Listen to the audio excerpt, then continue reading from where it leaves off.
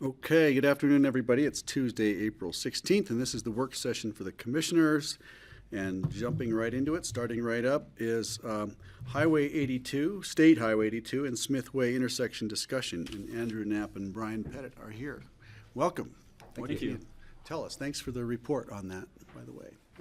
Yeah, you're welcome. We also have Mark Bunnell from CDOT, their region traffic engineer at a Grand Junction, joining for this conversation. Great. And virtually. Steve Child is joining us online, so we're all here today. Steve's just online. Great. And this is the intersection. This is that. Oh, that is Smith Hill Way. Yep, The barn threw me off. Okay. Yeah, that's the aerial overview of the Smithway intersection, and you just want me to dive right into it? I think so. We're all here, and it'd be great to hear. I live in that neighborhood, and so I hear firsthand the people who have trouble getting on the highway or crossing it. So it'll be interesting to hear what conclusions you've all drawn.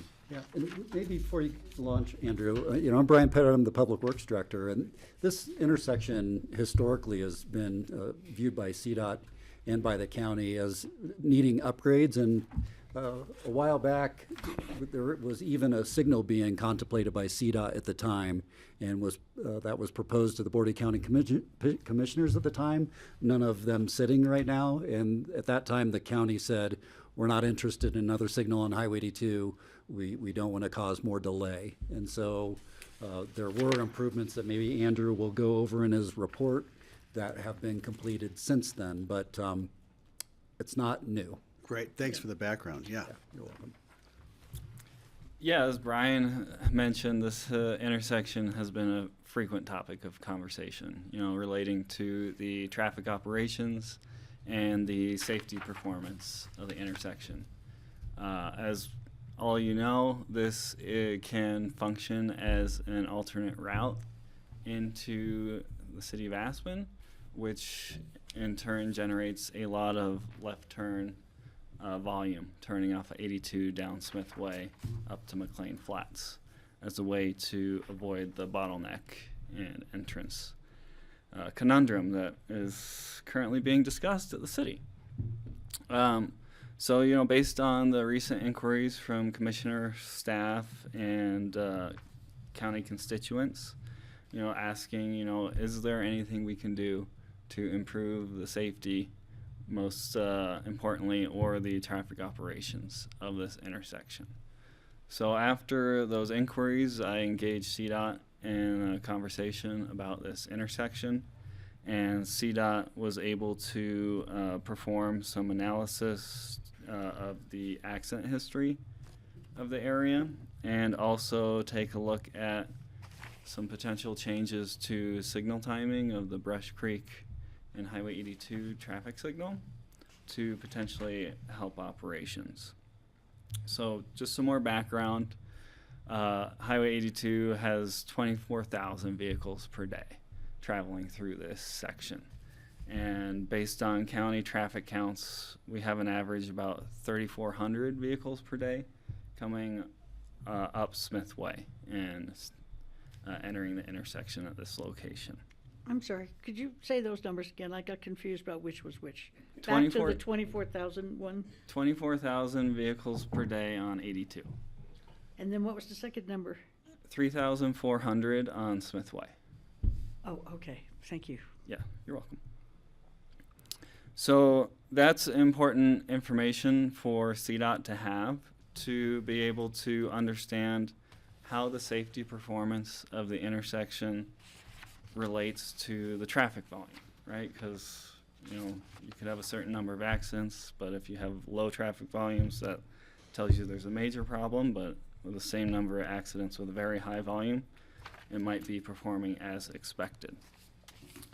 So before we get into the safety portion, I just wanted to touch briefly on the potential for operational improvements with signal timing changes.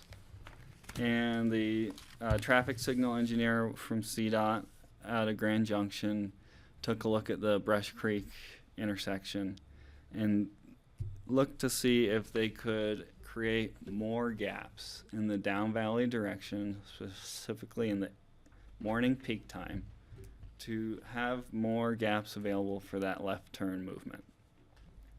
Unfortunately, the conclusion from the traffic signal engineer was that with the current infrastructure at Brush Creek, it's already operating at maximum intervals. So he doesn't have much flexibility for adjusting those timings of that intersection to increase the gaps. So his conclusion was, you know, based on all the different demands from the different legs on that intersection coming out of the park and ride and going to Snowmass Village, and there was really no available adjustments for him to increase those down valley gaps based on his analysis. So we also took a look at the safety performance, as I alluded to, and CDOT did a safety analysis and showed that the intersection is experiencing more crashes than you would hope to see for the traffic volumes at this intersection. We're seeing about 1.5 crashes per year at this intersection, where an expected number of crashes would be about 0.75 crashes per year at this intersection. So that leads you to the question, you know, what kind of accidents are we seeing at this intersection? What's causing these accidents? And what can we do to help mitigate those accidents? And surprisingly, at least to me, I saw that 14 out of the 18 accidents in the period of analysis were during dry conditions. So only 4 out of the 18 accidents were during inclement conditions out there. Also, You might think maybe improving the lighting at the intersection could help. Well, 15 of the 18 accidents were during daylight hours. Yeah, sure, go ahead. Do you think it's speed related? People are slower at night, and slower with inclement weather than they are on dry, sunny days? I think it's volume related. So in nighttime hours, we're out of peak travel periods. We don't have the down valley or up valley crush of vehicles coming up and down. So there's less vehicles and there's more gaps. And when you have a lot of vehicles and limited amounts of gaps available, people get impatient and they're willing to accept smaller gaps to try and make that crossing. Running the gauntlet. Just like the elk. I agree with you. Yeah. I think speed comes in though too when it's dry and sunny. Speed, top of speed the does fact- come yeah. in, and I've got a little bit on speed here. Because, Sorry. no, this is great discussion. So, to your point about speed, is we have a high amount of speed differentials along the corridor. And that means people are traveling at different speeds. You've got some people that are law-abiding drivers and like to drive the speed limit, and then you have everyone else who is driving very high Speaking rates of one speed. individual, I think that's Steve. Yeah. Yeah. So I drive it every day and I the speed don't differentials need to travel. makes it challenging to properly appreciate how much of a gap you have. Because based on your perspective, you're seeing traffic coming towards you, and you're looking at the front of the vehicles. You don't have good perspective to judge their speed. And if you're expecting a certain speed and it turns out the vehicle's going at different speed, that gap could be much shorter than you had anticipated. So one of the things that was mentioned from CDOT was that you could look at doing a speed study in the area of concern and potentially adjust the speed limits. In this case, it would be adjusting the speed limit higher to be more in line with the prevailing speeds of the area, which would in turn bring up the law-abiding drivers to closer to the prevailing speeds of the area Which and is have 65. That's one way to get rid of It's scofflaws. 55 through there, I think. It's 55 through there, so if you brought it up, it would be 65 to, potentially.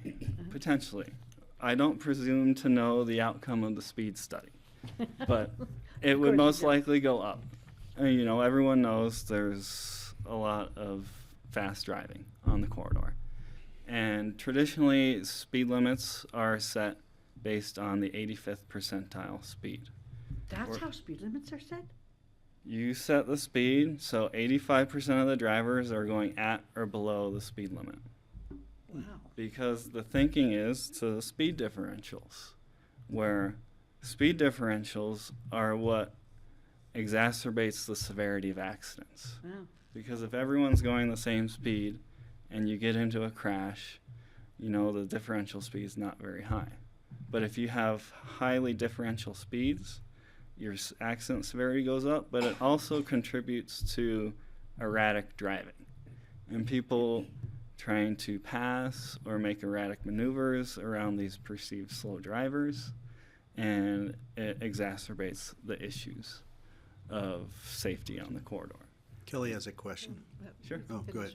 But there has been a softening of the strict following of setting the speeds per 85th percentile. And maybe this would be a great time to call on Mark to help add to this conversation on speed limits. Hey, Mark. Hello. So, yeah, just to reiterate, not reiterate, but kind of expand upon what Andrew's saying is, by state law, CDOT is now allowed to consider a different method for setting speed limits. And so our speed study unit is out of CDOT headquarters out of Denver. They're still working through the process and trying to understand what everything means. But kind of the short summary is that instead of just the 85th percentile, they can now look at the context of the road. Is there pedestrians? Is there bicyclists? What other factors are on that stretch of highway that would help determine a more appropriate speed limit versus just the 85th percentile? Wow, that sounds like a really smart thing to do, and how come it took so long? There's a whole history on the 85th percentile and why it's not been appropriate. The person that actually came up with it did not intend for it to be used that way, but it's been 50, 60 years in the making, and no one's really wanted to go against it. Wow. Kelly has her hand up. I want to throw a question. Yeah, I guess I just wonder on the west side of the down valley direction, when we're thinking about this, I think about it as like an acceleration lane, and I don't know at what point between the Brush Creek light and the Smith Hill intersection people get up to speed. You know, I mean, the gap is created by a red light, so people are coming from a stop, and I'm just, you know, I'm curious as to how that would get treated. Yeah, I mean, that just makes it that much more challenging to properly judge the vehicle speed if they're accelerating away from that signal and not traveling at a constant, steady speed. We're not very good judges of speeds. As we're transitioning to electric vehicles, which have a much quicker acceleration, that calculus will probably change again. Do you mind if I go to Steve for his question? Yeah, that was all I had. Go ahead, Steve. So another factor is wildlife. This is the stretch of highway where a group of elk were killed. I would be in favor of leaving the speed limit where it is because of the elk and strictly enforcing the speed limit and start handing out tickets. What I have observed, the people coming out of that light, going home after work, for instance, this is the beginning of what I call the NASCAR race. The cars and pickup trucks speeding and weaving in and out, many of them without using their turn signals, trying to get home 30 seconds faster or whatever. They take incredibly dangerous chances at times which are endangering the other drivers. So if there's an empty highway in front of them when they leave the light, some of them accelerated really quickly, and they're not just going 65, they'll be going 75 by the time they hit Smith Hill Way.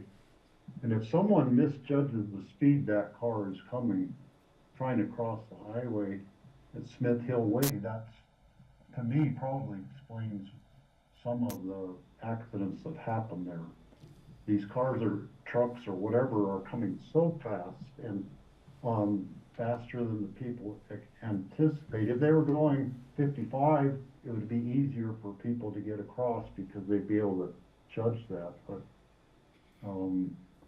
I think speed is probably the number one reason why or excessive speed is the reason why there are the accidents.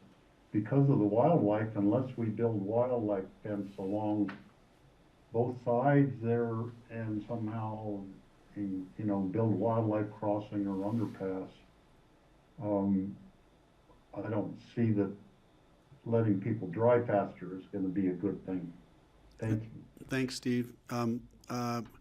Yeah, I think I share Steve's perspective. I don't know if you want to respond to that, but I wanted to ask about just the foliage, the trees that are inside the island right at the intersection of the Down Valley Lane and Smith Hill. Can you actually see cars approaching very well? I find that sometimes I have trouble discerning if a car is actually coming up 82 from the north as I'm trying to decide whether to cross that intersection and move, across it. Because I'm always trying to figure out why is it, what in particular is dangerous about it. And I'm wondering is there anything we could do to improve the sight distance and the visibility in there? I haven't noticed a sight distance impairment, but I can definitely take another look at it and see if there's some potential improvements there. And just real quick to Steve's point, is that it's not letting people drive faster because we know people are driving faster already. Speed limits have marginal effects on the higher end of the speed spectrum. They're more effective for the lower end of the speed spectrum, people that are more apt to follow the laws on the road. So that's one of the reasons why the 85th percentile has been used to set those speed limits to better match driver behavior. But that's not to say that there isn't the potential for better enforcement, speed enforcement in the area. I think that is an important consideration. But to expand on that, the sheriff has already requested a speed study for Highway 82 in this area. So that is underway. The sheriff requested that back in August of 2023, and it could take 9 months or so to get the results back from that, which would be soon. I haven't heard anything from staff traffic in Denver on that. Mark, I'm guessing you probably haven't heard anything from them either, or you probably would have mentioned it to me. Just an update on that. The last thing I heard out of that unit was they're still working through how to apply the new process, and so they're still a couple months out from doing the first one, which won't be this one. And then after they've kind of worked through some of those issues and make sure they feel like they have a consistent process, then they'll get through the backlog of the requested study. So it could be late summer or longer before this section is done. Okay. Thanks for that update, Mark. Thank you. Kelly? Yeah, could you help illustrate the accidents that are happening at this? I'm not sure I'm creating the most accurate picture in my head when I'm looking at vehicle 1 heading north and vehicle 2. Yeah. So it'd be helpful if you can explain Sure. where I the can try. accidents were that we were seeing. So a lot of the accidents, from what I've seen, are from Can we know if blow my that up at all? Is cursor's- there any way you can squeeze in on that and just push it? Let me. We can see more highway and less I can surrounds. try. Here. McKellen might be able to do it. A 2-finger. You got help coming. Help is on the way. The essential IT is here. Well, if it's a PDF, you might have to. Oh, right. The plus increase doesn't do it? The plus sign? Oh, okay, like a Two phone. fingers and an eye. Shazam. Exactly. Okay, there we go. Thank you. Thank you. How's that? Do we want to get Great, closer? that's much better. Thank Okay. you. So, it seems like a lot of the severe accidents are happening from traffic being generated from the Smith Way leg of the intersection and looking to either cross or more frequently go up valley here from this intersection. So you have traffic queued at this stop sign right here, looking left towards approaching traffic that's heading down valley from the Brush Creek signal. And you have people accelerating from the Brush Creek signal down valley trying to get home and race each other. I travel the corridor frequently. I've seen simultaneous passing in the left turn and right turn lane being operated as passing lanes. So there are 4 vehicles wide Oh my gosh. and one person passing in a left turn lane and another person passing in the right turn lane. And think coming that's back e- into the regular lane. Yeah, I think that's illegal.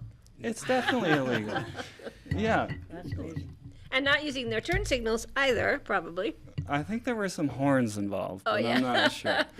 Probably from the people in the traffic lanes. Yeah, there's some Hand scary gestures behavior if you're that me, happens you on the know. corridor. I've that I had no idea on that one.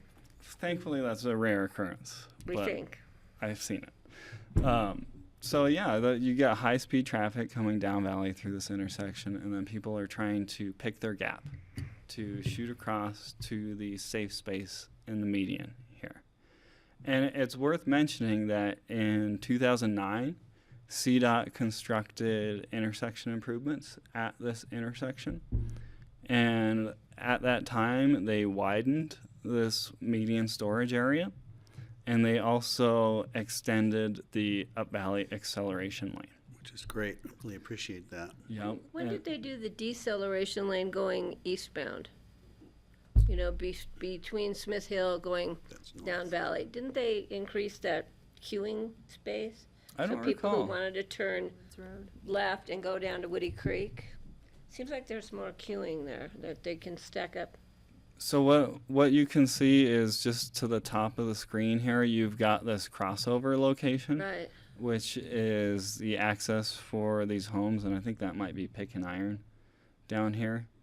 That has a left turn decel lane, and then right after that is the left turn decel lane That's for the one I'm Smith talking Way. about. Yeah, that one I think was relatively People are new. utilizing the left turn decel lane for that crossover to extend the available space for Smith Way. That's right. That's the So one I'm that talking queue for the Smith Way maneuver in the morning peak is extending across this crossover about. Wow. and sometimes into the live lane of Up Valley traffic in this location, which is a dangerous situation. Have they considered expanding that? I don't know if you can extend it farther down Valley or widen it. Could it be 2 cars wide and, then, squeezing down for the turn? Or I'm just wondering if there's some way to increase capacity there. I think it could potentially be extended. I don't know if CDOT has taken a look at that.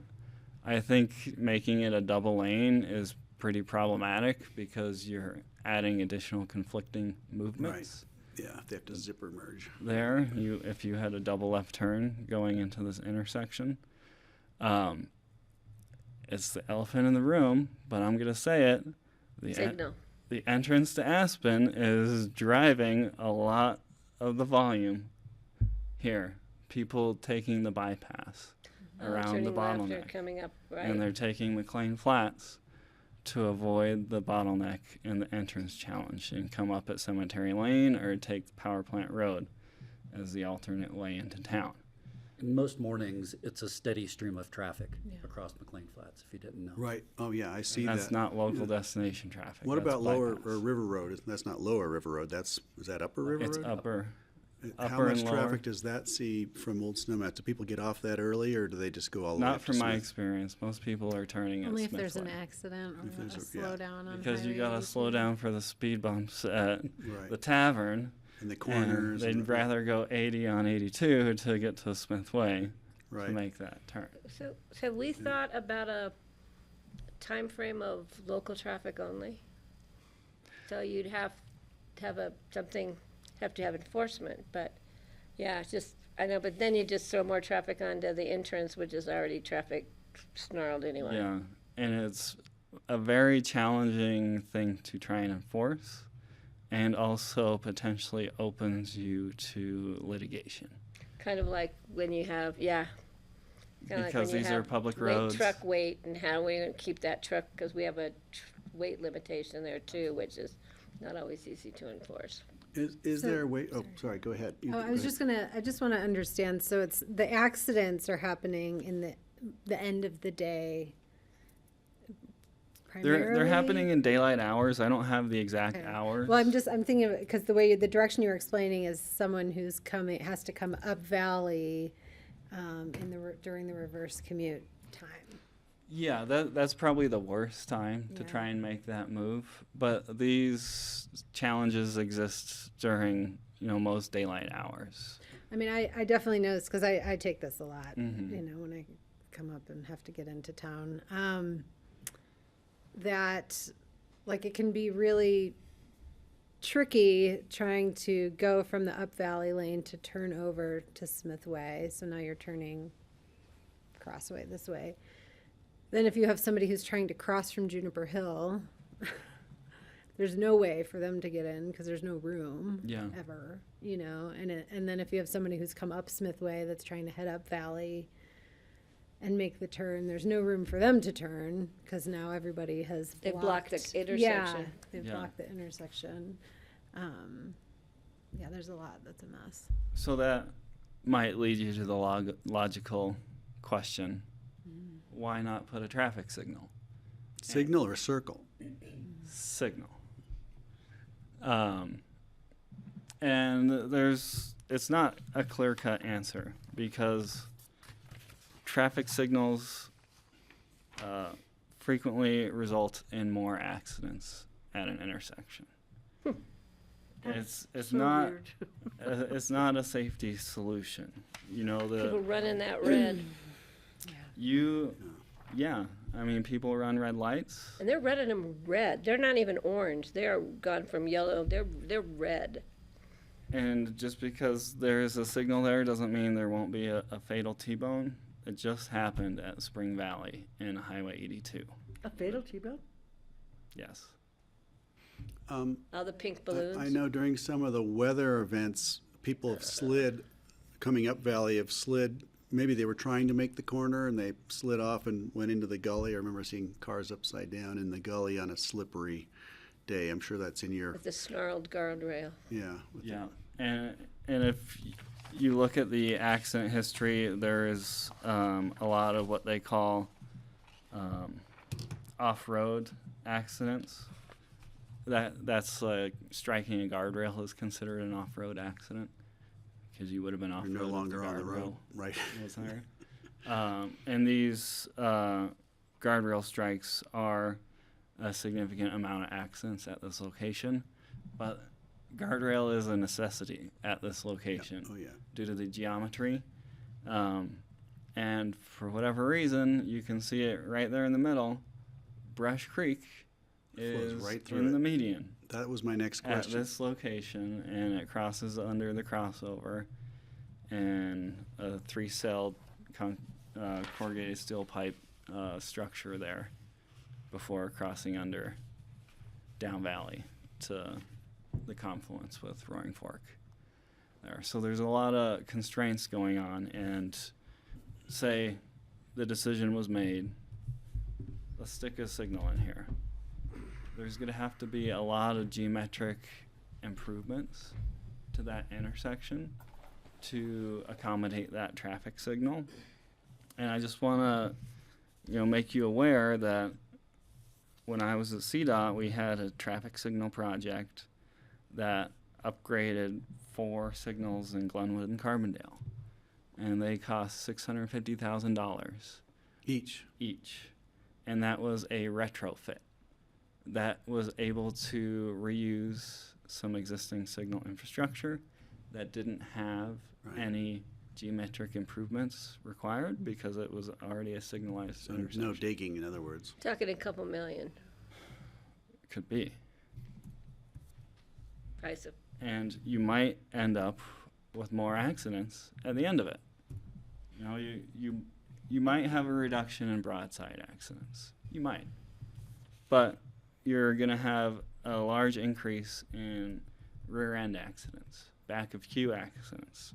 We've had a lot of back of queue accidents in the past couple of weeks on the 82 corridor, if you've been watching, causing major snarls when you have high speeds and long queues and people unexpectedly encountering the queue and not stopping.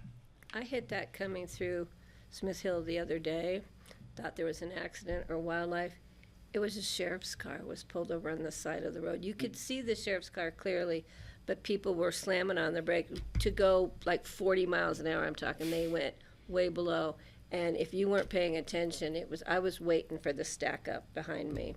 And if the sheriff pulls someone over during peak period, they've got their lights on and everyone's got to move a lane over to be safe. Yeah, it's Creates another you're hazard. damned if you do, you're damned if you don't. Is there any way that we could figure out how to calm the traffic in this section and Shale Bluffs and some of the areas where it just seems like people are just going too fast I'd say it's too fast for the design of the highway. I think it was designed for 70 miles an hour or something like that, but it just seems as if the speeds are just too high and people are in too big a rush. Is there any way we can calm that traffic? And it looks like a drag strip from this aerial view. It's just a big long straightaway. Except Are you for thinking like speed bumps or? chicanes, you know, We were gonna put in curb, about what do they call mechanical those bunnies things? that run across the road. I think we should just do those tack strips. I don't know. It just seems like the solution is needed, but we don't seem to have it in our quiver. Kelly? Um, And then being a Steve? girl from New Jersey, I wonder if jug handles are anything that are helpful. Is that drinking and driving? No, Jug no, handles? you can take no left turns, so Oh. you have to jug handle. So you would jug handle around the Brush Creek to get into the left turn lane to go back to Smith Hill, instead of cutting across the highway. Then you'd interfere with the bus lane making the loop. I but- don't know. I have driven through a jug handle. My sister briefly lived in New Jersey. I'm looking at Haddon Heights, Brian. He knows outside exactly Philly. what I'm talking about. Jug handles take up a lot of space. Yeah. They take up a lot of right of way. Sounds like a roundabout to me. Jug And handle's it a kind of precursor it's like a of quarter of a roundabout. Just for roundabout. left turns, Yeah. though, yeah. And they take up a lot of space, and we really don't have a whole lot of real estate to work with to get that geometry in there. And Steve has a I've question. never heard him called that. I hadn't either. That's interesting. Go ahead, Steve. Yeah, the thought occurs to me that if we could keep the speed limit 55, or maybe even 50 from Brush Creek to this intersection, and then increase the speed limit after that, up to 65 or whatever is decided. And if people knew that they were gonna get to speed up once they got past Smith Hill Road, then they would be more inclined to drive slower in that initial stretch. Then after that, then they get their faster speed limit, 10 miles an hour more than it is now. And that could perhaps work. It's kind of a psychological thing, a carrot and stick approach. The people do get to drive faster, but not quite yet. And then that would make it safer at this intersection. We might, to make the intersection safer, we might need a stretch of longer deceleration and acceleration lanes. Just because sometimes there are so many cars stacked up there that they're actually starting to poke out into the driving lanes. But I guess I would say that doing the speed study as a first step, I'm totally in favor of that. I think that maybe could help enlighten the discussion more. Thanks, Steve. Can I, Yeah, do you please, know the Brian. limits of the speed study in this area, Andrew? I do. I've got the letter from the sheriff here, just in case that came up. So we're looking at a couple segments in the county, from milepost 21.5 to 23.1, Tell Which us is- where that is. just down valley of Basalt. And then the town of Basalt signed on. They wanted to do a speed study between 23.1 and 24.1, which is within Basalt town limits.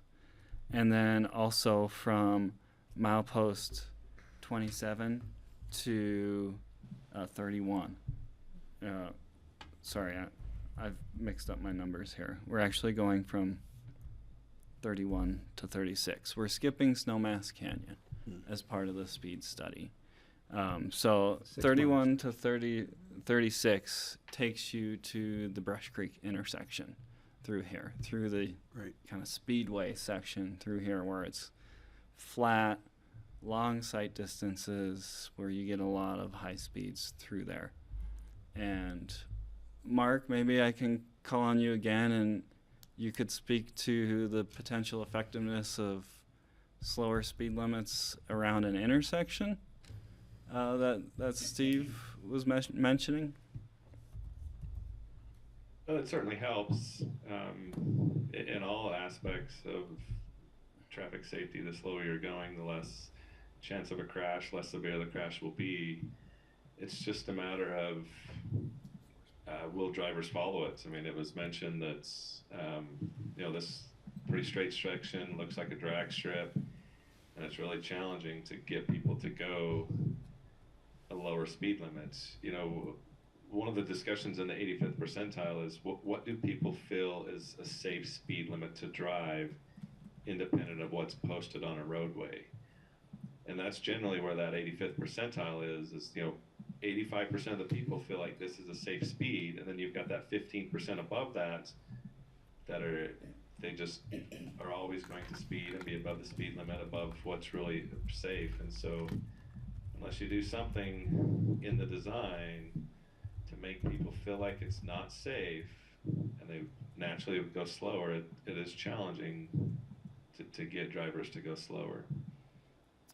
And one of the reasons why the town of Basalt wanted to sign on to the speed study as well is because you may not know, the speed limit through Basalt Avenue is 45 miles an hour. I know that, and I'm the only one who Really? goes 45. It's That 45 intersection, miles an yeah. hour through That's- that intersection. That's But where Basalt gives out a lot of tickets. most people don't slow down from 65 or whatever they're going through that intersection. So you can put whatever you want on that sign. That doesn't mean people are going to drive that number. Right. Because people are driving what they feel is reasonable, safe, and prudent. Basalt PD has a Speed. presence there a lot. Well, I want to just check in and say the conclusion we're getting is that we're a speed study's being conducted, so that's the next step. And that was pretty much what you had to come to tell us as the next thing to look out for.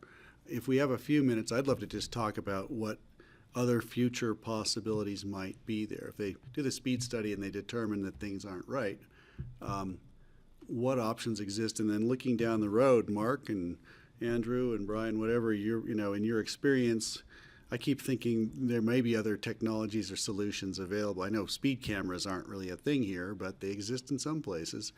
And for all I know, there may be autonomous pace cars someday, or something that just do sections of highway to keep.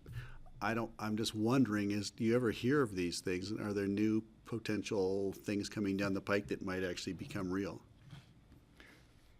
I haven't heard that. I'm intrigued Oh, you by heard it these here first. autonomous Okay, you pace heard it here cars. Maybe first. you just So created that's it just NASCAR, now. or NASCAR Can I right there. Could I get a trademark that or Yeah, something? you better hop on the website real quick. Mark, I don't know if you've heard of anything else potentially Usually available. Camaros or Mustangs, I think. Well, CDOT did try pace cars on I-70 on either side of Eisenhower Johnson tunnels to attempt to regulate the traffic through the tunnel, and it was a dismal failure. And you just can't have enough cars out there to really make it work. You need them, about every mile, slowing people down because people are rushing up to the back of the queue, and it still creates issues. Speed cameras, there's a lot being discussed on that, even within Colorado and other municipalities, and CDOT's working on our policy on how to allow local PDs and sheriff's departments to put that equipment up in CDOT right away. So I see it coming. It's just not quite as prevalent as we hoped it would be at this point. And some of the early camera enforcements, red light running and speed enforcement, got a bad rap because municipalities saw the money that they were making off of it. And so they had little incentive to have it truly as a safety device and more of a money-making device. And so that really turned off the public to it early on. And so there's been a lot of work to be done to kind of eliminate that and make sure that it's truly 100% about safety and not generating revenue. Interesting. Just out of interest, I don't know what, I'm always contemplating the traffic volume on our highways, and when will the commuter volume reach a point where we really want to start talking about alternative transit, whether it's bus lanes or, the train has come and gone so many times. I don't even want to mention it, but people talk about it still.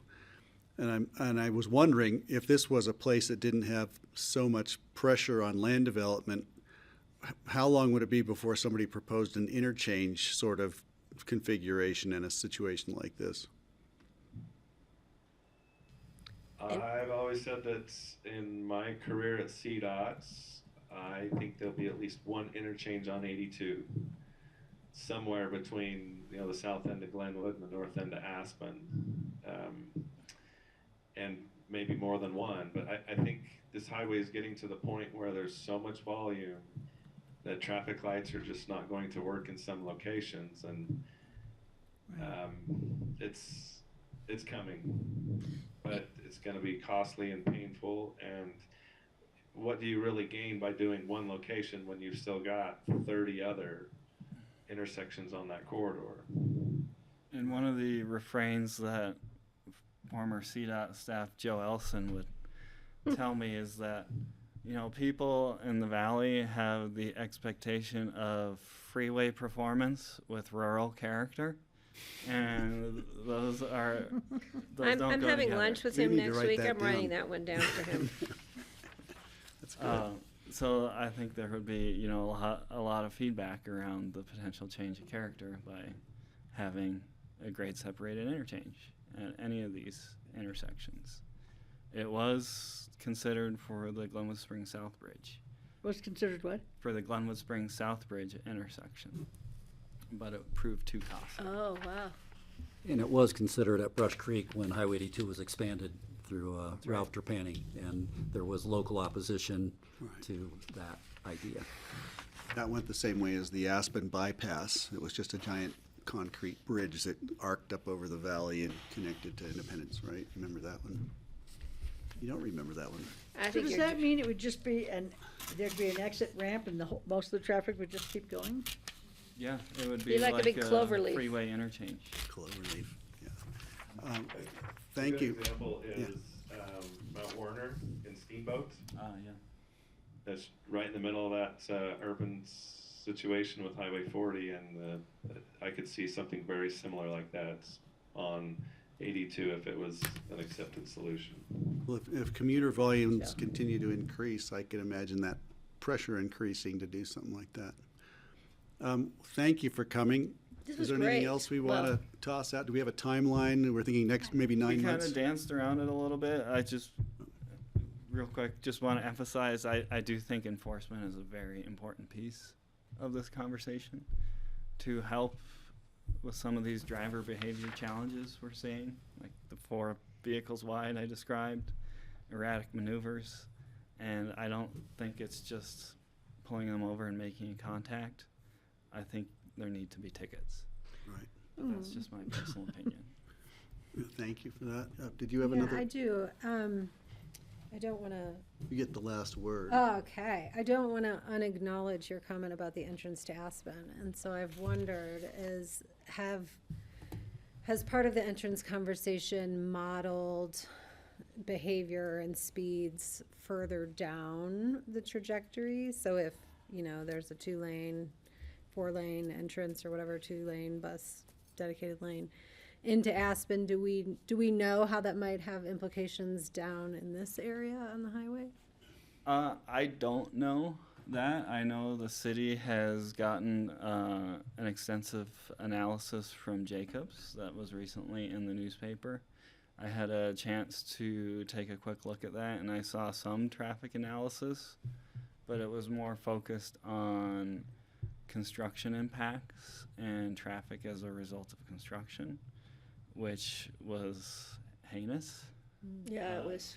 If there's any sort of online construction of the Castle Creek Bridge, delays would be enormous. That's something, I mean, there has been work on Castle Creek Bridge, and we have experienced some of those delays. But it could be even worse with more intensive bridge work. But I think Kelly's I just- point, you're going from 65 miles an hour to 20 on Main Street, or 25. Well, no, I'm just more That's a- thinking, like, if the record of decision were built, does that streamline movement in a way where drivers are behaving more predictively, where speeds are more consistent? So I like to think I of wonder. the entrance project as a transit and safety project, because with the way the preferred alternative is written, you still have 2 general purpose lanes, which we have now. But you would have the addition of 2 bus lanes, one in each direction, which would really help encourage additional transit use, because right now buses have to merge in with the rest of traffic at the bottleneck at the roundabout, and they have to fight it too. But with the entrance as the preferred alternative states, you would have the dedicated bus lanes, which would make transit that much more attractive for people to get into town. Fewer delays, much more reliable travel times, right? The reliability of travel times is a major challenge we have right now, because you have unpredictable surges of volumes and accidents and events and other things that create widely different travel times, which makes it hard to plan. And the record of decision would make those transit times very reliable, or much more reliable Interesting. than they are now. Yeah, thanks for that. Not to mention the massive safety benefits for evacuation scenarios for a town, which Yeah. we don't have enough time for me to discuss. That's another conversation, but thanks for bringing it up. It'd be nice to have that conversation. Do we have data on, like, access to cell phone data, so we know when the pulses are and the surges are? It's like a weather report. If I can look at my map from where I live and determine if I leave at 9:10, it's going to be a lot easier than if I leave at 8:50, for instance, or whatever, just the time when people are trying to get to work. And so the pulses ought to be predictable, but if we had real-time data, I don't know how often they can share that with us. Be nice to know, for everybody to know when to commute and when not to commute. Google Maps is actually pretty good in my experience, from being able to collect and share that data with the public. The traffic data from Google Maps is generated off of people's cell phones. Right, okay. And people that have shared their location with Google, and they use that to give the color coding of traffic and give your travel time estimations. So that's probably as good as we're going to get from that, short of paying a lot more money. Okay, thank you. I think we need to stop and move on to our next exciting presentation. But thank you for doing this. You're welcome. And Interesting it stuff. was a great packet, yeah. Thank you. You okay? Anything? I'm just thinking. Oh. Don't be so loud. I can hear you thinking. Okay, thanks, Brian. Thanks, Andrew. Thank you. Always interesting. Andrew has a wry way of delivering the bad news. Yes. And Levi's here to tell us how quickly things are evolving. Devolving into a Evolving. One of the Are you an circles that- optimist or a pessimist? yes. I'm here to tell you which circles Dante missed. Maybe no. Which level are we in? All right, come on down. Thanks again. We'll see you when the speed study's done, if not sooner. Yes. Excuse me. Okay, welcome, Levi. My computer just shut off and it's not turning Share on. screen. I'm lost. Every time is like the first time. God, what is up with this thing? That was quite a list of bills that you sent us, Levi. Yeah, I'll say. You're welcome. We can't be accused of having a do-nothing Colorado Congress, can we? At least they're doing things. They are. Make sure the red light's on. Sorry, I just yeah. The red light's on. Red light's on. Got it. I'm new here. That's bizarre. My iPad just died. All right. Good afternoon. I'm Levi Borst, management analyst here at Pickens County. A brief legislative update. Thankfully, I don't have a ton for you today. A lot of it is date updates and committee updates, and then a few new items to discuss, and then anything that's on your radar that we'd like to research further or add to the ever-growing list. I'm happy to do that also. It's going to come to an abrupt end fairly soon, isn't it? Yeah, 1 month and 1 day if you're counting. But who's counting? So it's a month from tomorrow. May 15th is the last day. So far, 730, I think it was 734 as of this morning that our legislature's introduced. I've linked the rumor mill again, just so it's got everything that we're kind of tracking and looking at. in case there's something that you want to learn more about that's not in this riveting presentation. The first item I guess we'd talk about again, we just had Chris Mangus last week talking about the connecting renewable energy siting concepts. There were kind of two potentials of what we might see. One would be really restrictive in terms of what we would all have to do statewide, and then the second option was kind of more backed off, a repository of model codes, state offering technical support for those counties who don't have renewable energy facility codes, wildlife studies, and all those sorts of things. So the rumor is still out there that it may turn into a study bill, and the most recent draft that I saw was dated April 10th, and it is much more in terms of the repository of model codes, offering technical support from the state, offering some guidance in terms of wildlife studies and impact studies, and then also some dates in terms of when permits would need to be approved. And that's one of our big questions, one of our big sticking points. As currently written, I think it's still at 120 days.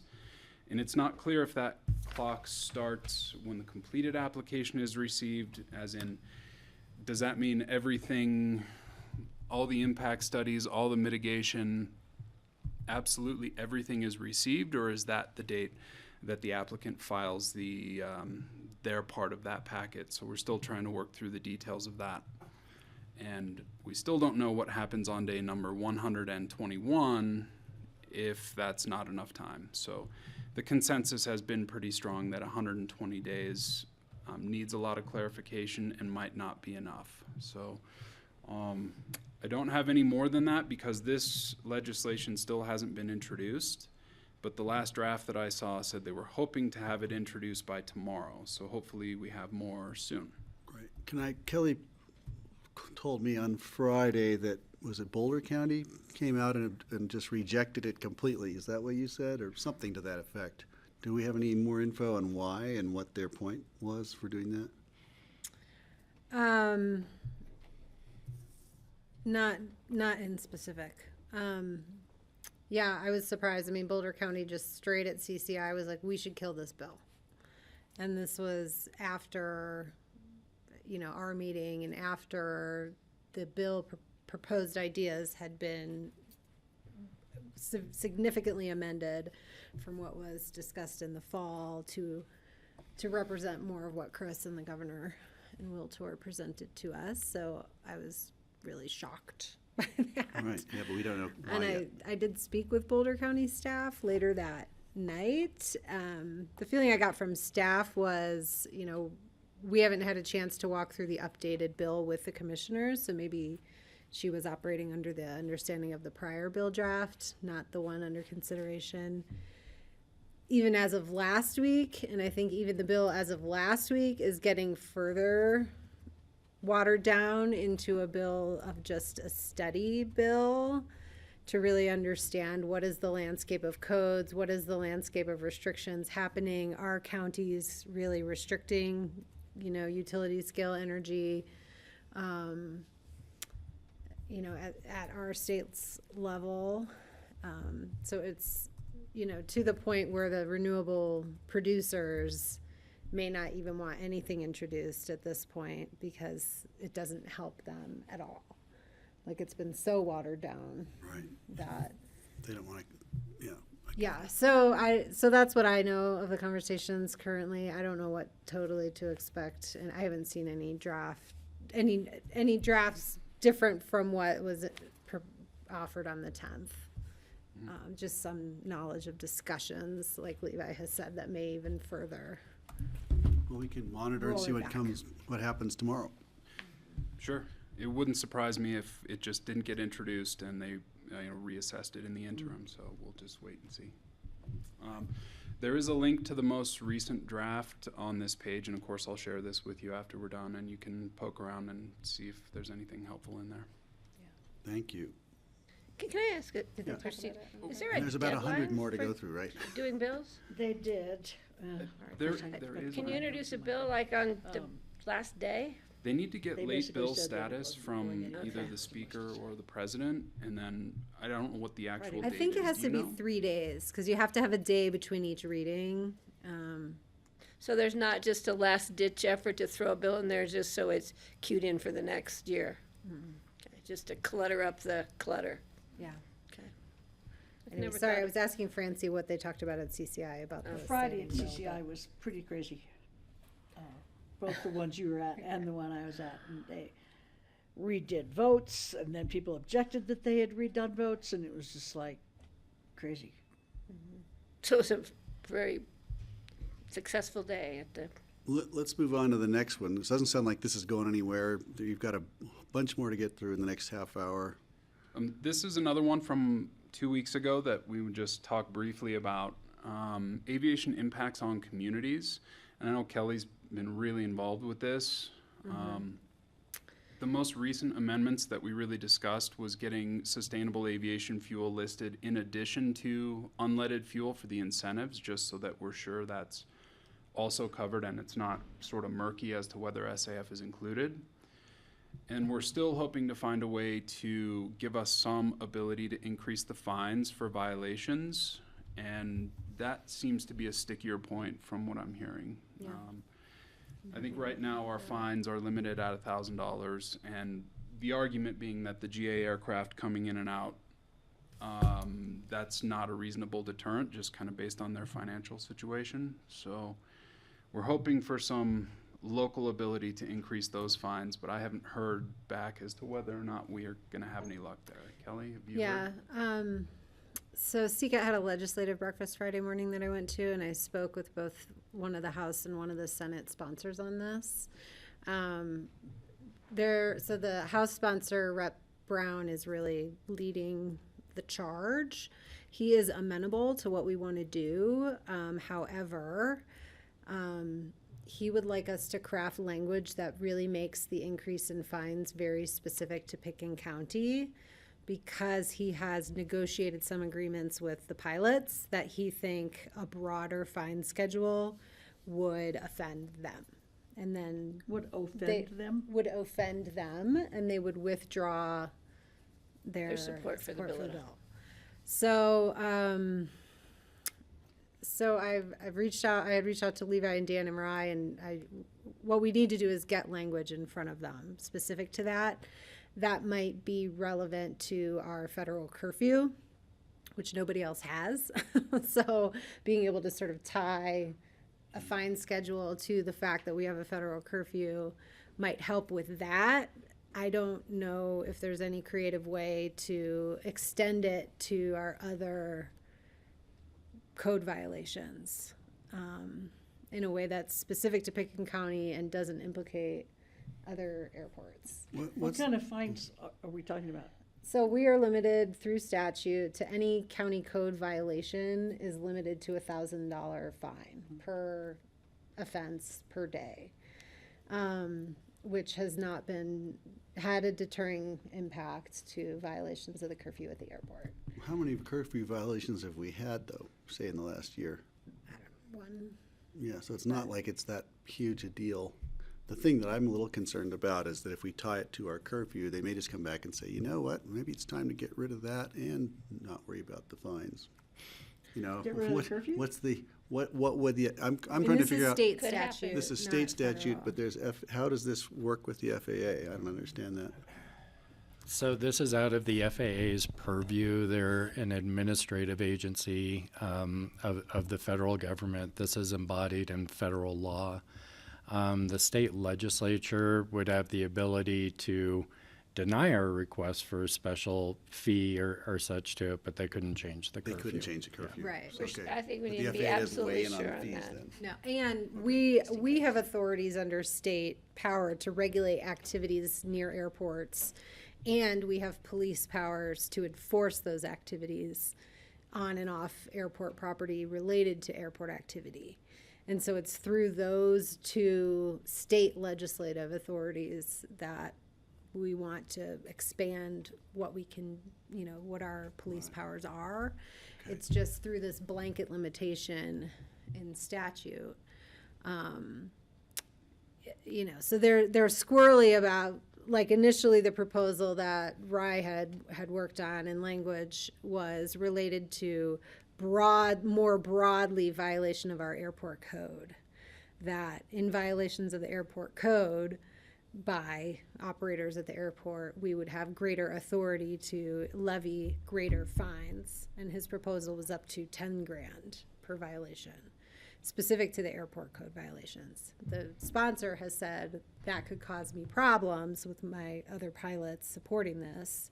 If you can figure out a way to tailor that specific to your airport, he's willing to, continue sure. talking with us about this. What kind of code violation?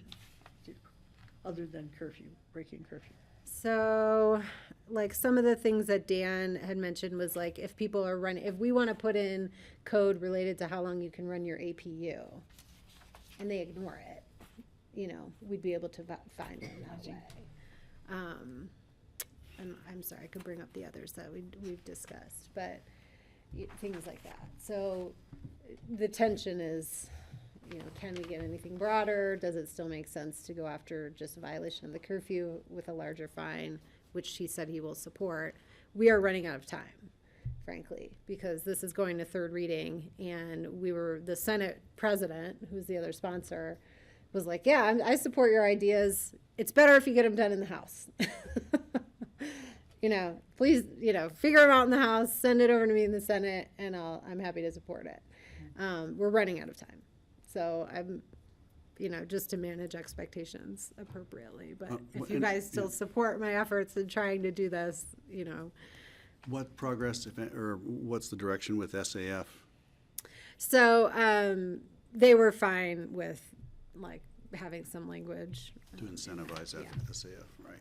Or just to clarify, just to make it very clear that when they go to do grant review, that SAF is clearly called out as being acceptable for the grant incentives. Got it. Great, thank you. Yeah. So stay tuned. There's no promise here, but we're trying. All right, another interesting piece Patty mentioned last time is mobile homes in mobile home parks. And this adds roughly 45 different line items to the protections and requirements in the Mobile Home Park Act. Way too many to go through each one of them here. I know you all don't want to do that either. It addresses larger scale things like rent increases, language posting requirements, English and other languages, water requirements, rent-to-own situations, landlord-tenant expectations, a lot of those types of things. In talking about this with Ashley, she said something like, these are things we should probably not be opposed to doing anyway, but it may add a couple of hoops to jump through just to make sure we follow the legislation. So I'm working with Rye to go through these kind of line by line and just see if there's anything we really need to be worried about, but at least so far, nothing has jumped out as being offensive. I think the biggest problem with these issues is that mobile home parks aren't doing hardly any of the stuff that's already in state statute. That's what I'm seeing in my own, as far as simple things. They just aren't informed, so for me, there's a lot of lack of education. So, but just keep me in the loop. And Kelly, you sent me a thing about I'll be out of town. I would have liked to go on that Grand Junction, but thank you for sending that to me.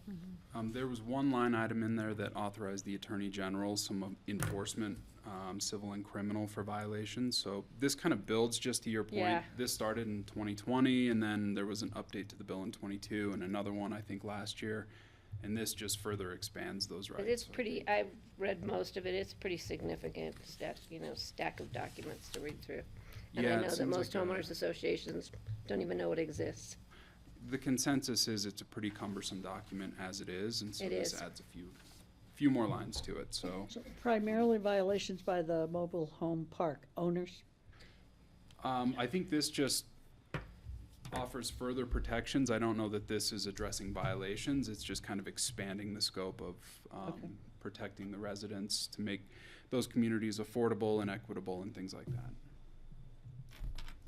It reads so far like it's pretty well in line with our values from my read. Okay, we're gonna run out of time before we run Yep. out of things to talk about. What's, No problem. this will be short. Yep, this will be short, because you'll see, Greg, you'll see pretty soon, we've got the letter of support finalized. It's ready Do in you need a DocuSign. thumbs up from us today? Should we try to get that today, or are you not ready for that? We've already given you a thumbs up to sign, we're just waiting for the letter, haven't we? Yeah, the letter is done, submitted to the clerk. It should come to you in DocuSign for an autograph. And we're then- adding the, are we adding the Healthy Rivers? Yes, sir. Okay, great. It goes Okay, from so you we're all to done. Healthy Rivers, and then we can submit it at Senate testimony in addition to any testimony anybody wants to offer. So we'll send it to the sponsors, to the legislature, and then also for testimony. Great. This So- is seriously opposed by the agricultural people. I heard that CCI was on the fence as to whether or not they wanted to oppose this also. I wasn't think at that they meeting. They did. opposed it. but, Yeah, the agricultural communities are they gave examples of waiting for a permit. You wanted to increase the size of your stock pond, and you had to wait 6 months for a permit, and the season had come and gone, and, a bunch of stories like that. It should be interesting, which interplays nicely with the Senate bill. Both of these are through committee, so I'm not exactly sure what happens as they cross chambers. If the sponsors are talking to each other or where that lands, but I think they're kind of mutually exclusive. So at some point, the legislature will have to lean more toward one than the other, I would assume.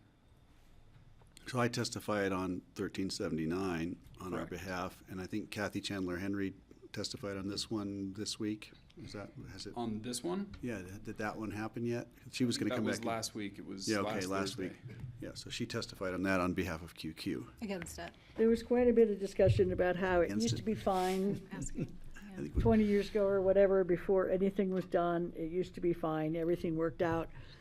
And so I think this is the one that they thought, remember which was which, Kelly? Yeah, so this one one is that the they bill thought that they- is sponsored by Senator Kirkmeyer, and which it is not the status quo of Sackett. It is the status quo of Sackett minus a whole bunch of exemptions for ag activity.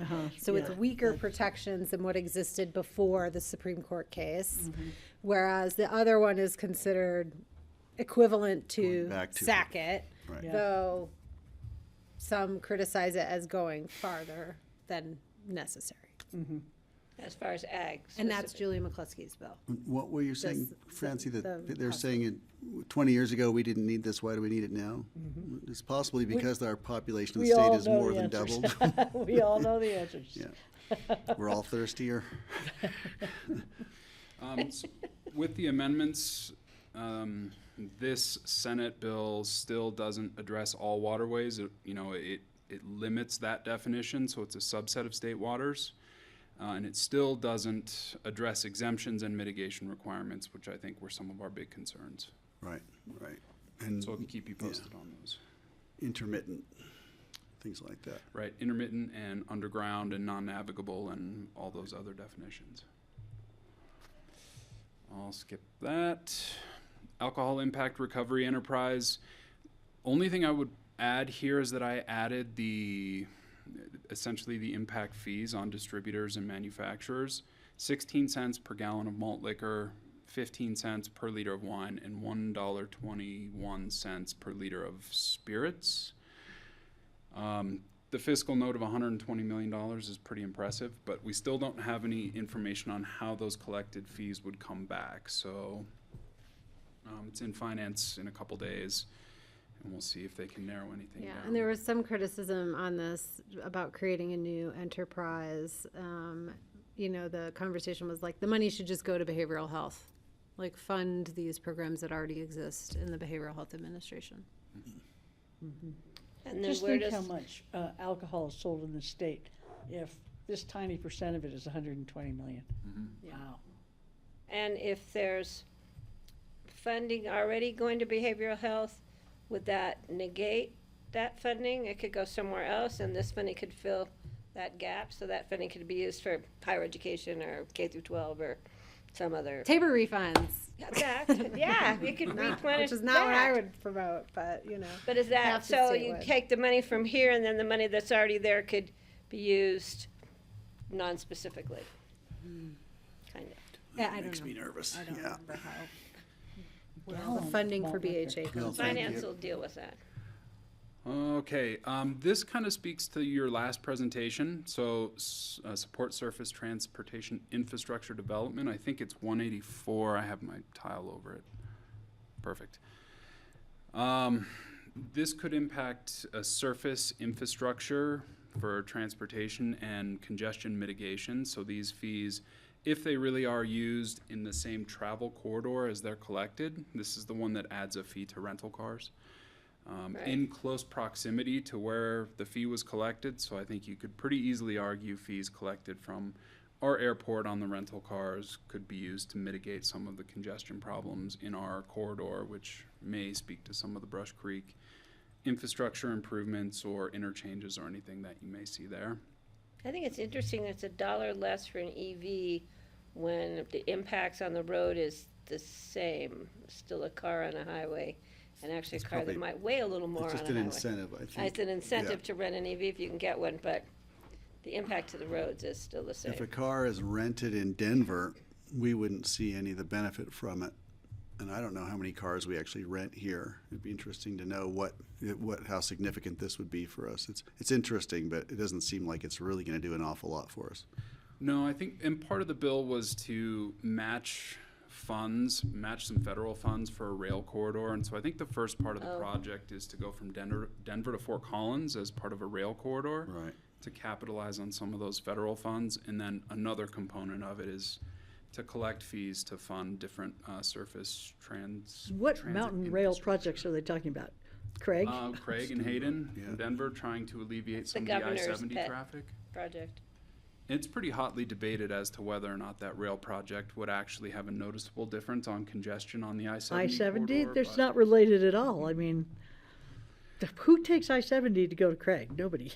They talk about it being less than 1%, depending on who you ask. And then, of course, that just infills with additional units, so it's debatable. Somebody's got some kind of money in that rail project, I think. Yeah. Oh, let's see. The only thing I forgot to mention on the last bill is that it's on the Senate floor today. So we may see things. So we'll learn something more. Yeah, great. Mineral pooling, also, nothing has changed yet. It's in the Senate on the floor today. So I'll just keep blitzing through that. Zunite. Bless you. 213, strategic growth is in appropriations. The climate portion is also in appropriations. Not much to report there that I know of.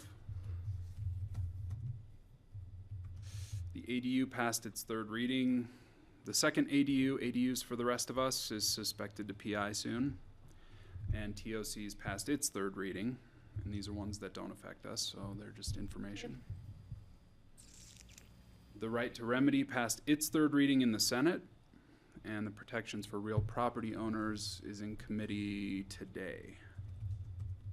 The study bill is still in appropriations, and I don't think it's been scheduled. Both of the air quality improvements and enforcement have been set to finance. Nothing that I know of to report there. And ozone levels has not been set for committee. Slow me down if No, there's keep more than going. 30 Yeah, we're out of minutes. time already anyway. STR tax changes, this is still the one that's kind of a moving target. There are all sorts of rumors about where this might go, whether it might change to a study bill with a component of freezing the hotel condo conversions, and then also removing any future tax revenue from STR changes from the 5.5% cap, I suppose from future legislative changes as they come. I can talk about this more during my update later today. Great, if you wanna thanks. move on. But yeah, it's in hearing in 10 minutes, and it has had a major strike below. So, Oh.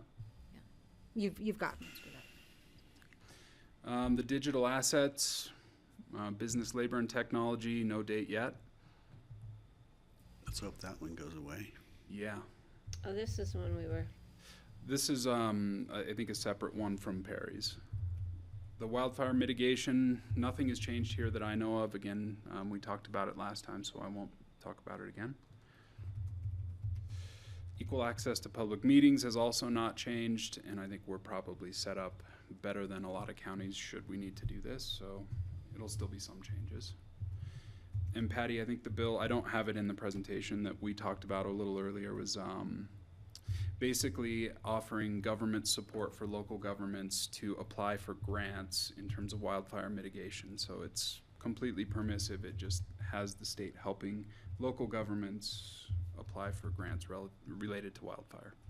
I think that's a Perry Will bill, and he was asking yesterday if Pickens County might want to support it, so we're just gonna do a little more research and see where it takes us, what it would affect us, and see if we want to do a letter of support or something, but I was just in talking to Perry briefly yesterday. Any other board interest points you want to bring up before we move on? It's time to change to our next presentation. I'm not seeing. I had a question about, I can't remember the name. Levi, this is a lot of work, thank you. This is great, Levi. I really appreciate these briefings. Well, thanks for your time. I'm sorry. And thank you, I talked Levi too came much. to the meet and greet with the elected officials on Friday night, and I kept dragging him back in the door and introducing him to somebody else to kind of pass him around the room, and they were very appreciative to have him there, so thank you. for Yeah, it doing was that. Yeah, nice thanks to for going to that. share the spears. 1313, is that the one? About the, A question on 1313. I'm trying to remember if that's the number on the whole environmental one that has the transit-oriented development piece. That is the second strategic growth. Yeah, I've got that a few slides back.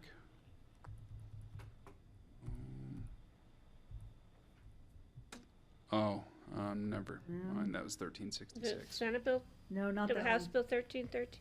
No, it's all right, I'll look it up, don't worry about it. I'm sure it's on your huge list that you sent us. I'm sure it is. Okay, then Thanks a lot. let's wrap it up. Your Thank you, Levi. presentations are really nice. Very helpful. you. Yeah, thanks, Levi. Watch out for those cactus. That was one time so far. Okay, and so Phyllis, and is Jeanette joining us online or? She is not able to join us. Okay, but we've got you back in the house. Phyllis is back in the house. Yoo-hoo. All right, that's on. I am.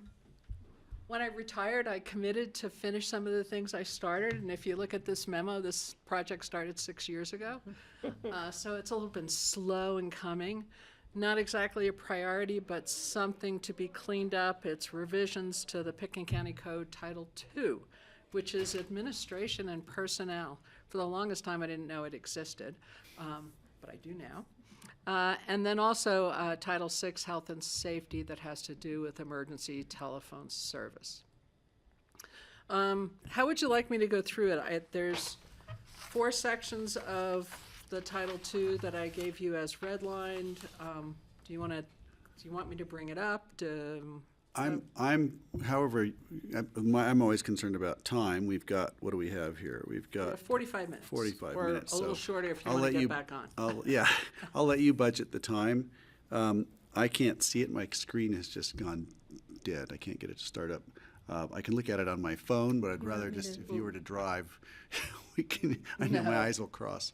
A USB-C cable, if you've got And it one. comes back to us It on may the, fire up if I plug it in, but the battery wasn't dead. It's just not starting. it comes back to us on the 24th at our regular meeting for first reading, I believe. Right, Phyllis? 24th, it comes back for first reading. 24th, first reading, May 7th, Give it a second jolt. reading. Thank you. It'll be one ordinance with all these changes into it, which is the Jeanette part of this project, is making the ordinance do what it needs to do. I had a latte before I came back from lunch. Okay. Well, nice to see you, Phyllis. Yeah, it's so great to have you Thank you. back. You were always here, or you just How's don't. retirement? Or half retirement, I'm semi-retirement? really busy. You are? But I have 74 days in skiing. Excellent. Well done. Wow. That's part of it. Yeah. I went up this morning in that fog. That was not Yeah, fun. good for you. I should have. I should have gone yesterday, and I chickened out. I should have. Yeah, no, it was a good thing to chicken. Yeah. We did one run and then went, Just to go for one run, right? this is yeah. not good. Okay. How It will was, it be tomorrow, do you think? I don't know, it was really good yesterday, but that was another day. So how can I get us started, keep going? So the first, I'm gonna see if I can go while she's gonna bring up the document itself. Sure. What I thought I'd do process-wise is give you the red lines for the work session, and then when I come back for the ordinance, there'll be the clean variety with any of the comments you have here. And that way, you kind of see the red line. The easy parts of the county commissioners section was changing the place for the posting. That was in the code and never got changed. One of the things we are doing is trying to figure out where things are documented and make them only documented in one place, because we change it in one and we don't know it's in another, and then we don't change it, so we're trying to make that happen. And then the commissioner districts, the geography, the specific definitions, the one that's in the code is from 2 censuses ago. So it's two previous. 2 previous. And it really doesn't need to be in the code. What I did in the red line was created where it is, and that it lives in the clerk's office, and that the maps are available in GIS, so that people know where to get it in the code. But it's really about how do you do things. It's in statute, so having the geographic descriptions made no sense. So those are the 2 big changes in that one. Yeah. Hold on, so- Steve has a question, and then we'll keep going.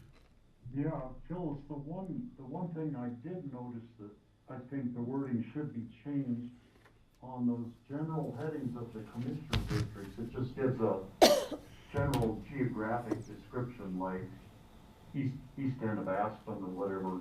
So on the District 3 fits the old description, and it said Woody Creek and Gotcha. Smuggler and Red Mountain. Well, Smuggler and Red Mountain are now in Patty's District 1. One. Right. And so the So, Woody Creek, the District 3 description, which is sort of the title of the whole thing, left in, should say something like Woody Creek, Brush and Owl Creeks, Maroon and Castle Creeks. It's the general geographic description where District 3 is. I I thought just Woody wanted to Creek point came that into out. 5. Snowmass Your Canyon went change to 5. that you made, didn't Woody Creek become part of District 5? Snowmass Canyon did. I so, thought Woody Creek came into my district.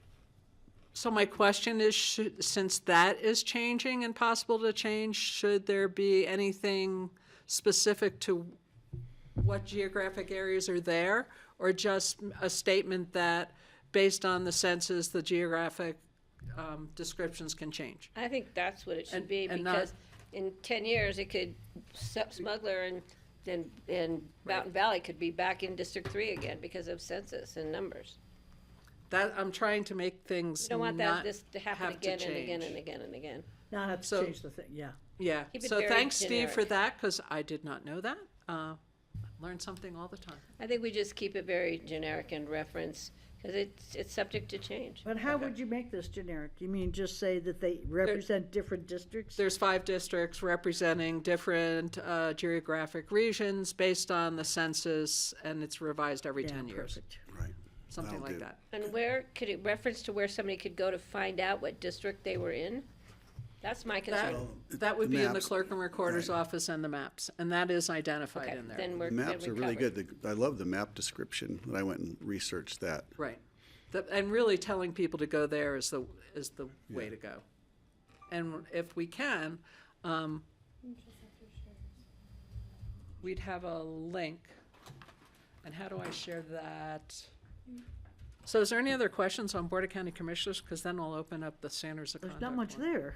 to No, there change. really isn't like much that. there. You have to find what you want to open up on your computer. Okay. On the standards of conduct, the content of this really didn't change.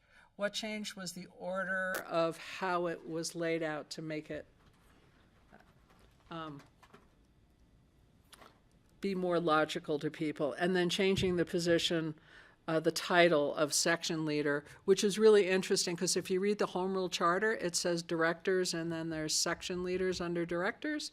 And in this document, there's section leaders with directors under Oh. it. So we reversed it to the Home Rule Charter. I do have something back on the BoCC. Okay. Sorry. Under meetings, we say executive sessions will be held only at regular or special meeting upon a vote of 2/3 of the quorum. I wonder if that should read 3/5 of the quorum, or what? Or is the quorum 3 and so 2 out of 3? Thirds was before we became home rule charter. Well, but I wonder. Well, so if I a would quorum agree. is 3, Good. Thank you for reading. I want to make sure maybe it should be So 2/3, but we need to make sure the quorum is. 2/3 of a properly quorum, is that defined. what you said, or 2/3 of the commissioner? It says quorum. 2/3 of the quorum. Well, because the Interesting. quorum is That's 2 3. people. Let's make sure it's Right. correct. So So if a 2 quorum people is vote to go into 3, exec, they as long as can't. we define that a quorum is. Okay. 3. See if I it's don't anywhere see else. that It's probably in the here. Home Rule Charter, so I'll go back. So that's what I've been doing on all of this, is I go back to the Cross-referencing. Home Rule Charter to start, and I work my way through all these documents. Okay. I have a question on page 2 where it says public officials. That doesn't include the assessor's office or the clerk's office? They have never been in there. I'll be darned. Okay. They're not I- county They're officials? private officials. And public officials? That seems kind of strange. It does seem weird. What? It does. I'll ask Like, they're Ely definitely if the public officials. code can apply to the other elected officials. Yeah, that's a good one. Thanks, Like the Francie. This was originally written by the Attorney's Office, so, How many years ago? probably 15. Yeah, and the sheriff's not there either. so. Right, the 3 other elected officials aren't in here.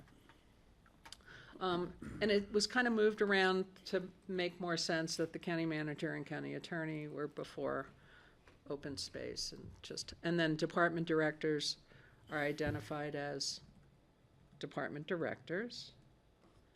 Maybe we don't have that much control over the other elected officials, so we shouldn't be defining their standards of conduct. Maybe that was why they're not included. I'll Well, it's a have the county attorney code, tell so me. it's county, Yeah, not just yeah, the attorney BoCC should weigh code. in. Yeah. And then why did you delete all of page 3? Was it redundant or? Those sections were moved. Oh, okay. They were moved to the role of public officials because when you read it, it says the primary responsibility of each of these different roles was in this section, so it yeah. seemed to make more sense to be in that. I see it now. I had that comment off my screen. I didn't see it. Sorry about that. No, that's fine. That's why I left the comments in too, to kind of help not only you, but me remember what I did. Hey, John, if you need this charger back, it jump-started me, so wait, you want it back? So you see when you get to page 4, that's where you have that content Unbutton again. doesn't work, but this In this the does role, work. policy role of public officials. This also was moved forward. It was section 140, and now it seemed to flow better to be, if you're describing the public officials, to then say the role of the public officials. I've been writing policy for way too long. And- But you'll and have it Under memorized. those roles of the public officials, under the county attorney, I think there's a word missing. The primary responsibility of the county attorney is to the chief legal officer. Yep, What does that mean? I will find. Is to be the chief legal officer act of the as? Board of County Commissioners? That would make more sense. B, under 208040. Instead of the, or in between 2 and the. I'll have to find where it came from. There is something missing, Yeah, I think it is to be the chief legal, serve as or something. right? Yes. That's why I brought the printouts.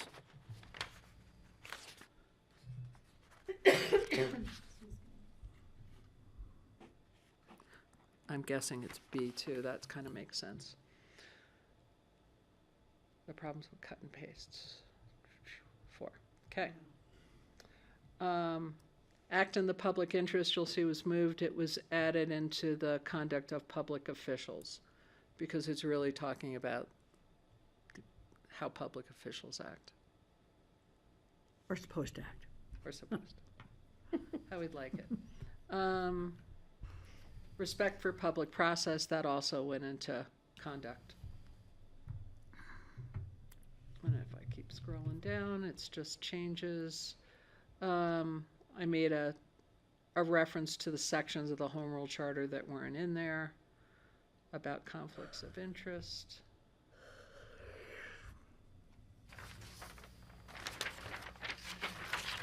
There's not a lot of changes. Policy role of public officials, again, that was just moved. Bylaws was eliminated. I found this was kind of funny. It says all volunteer citizen boards shall adopt bylaws, and that's in the section under citizen boards. So it really didn't fit here. Do we have any involvement in the bylaws that they adopt? You all approved the bylaws of So the maybe citizen that's why boards. it's listed in both places, under board, under policy, and under citizens boards? Well, I'm trying to have it in one spot because I think it was changed somewhere. And so since citizen boards is in the same section of the code, Does it say bylaws will Right. eventually, but will be adopted by the BoCC? Yes. Somewhere? Okay, that's all that matters. and implementation was moved forward in the document. And that's really the big changes in this one.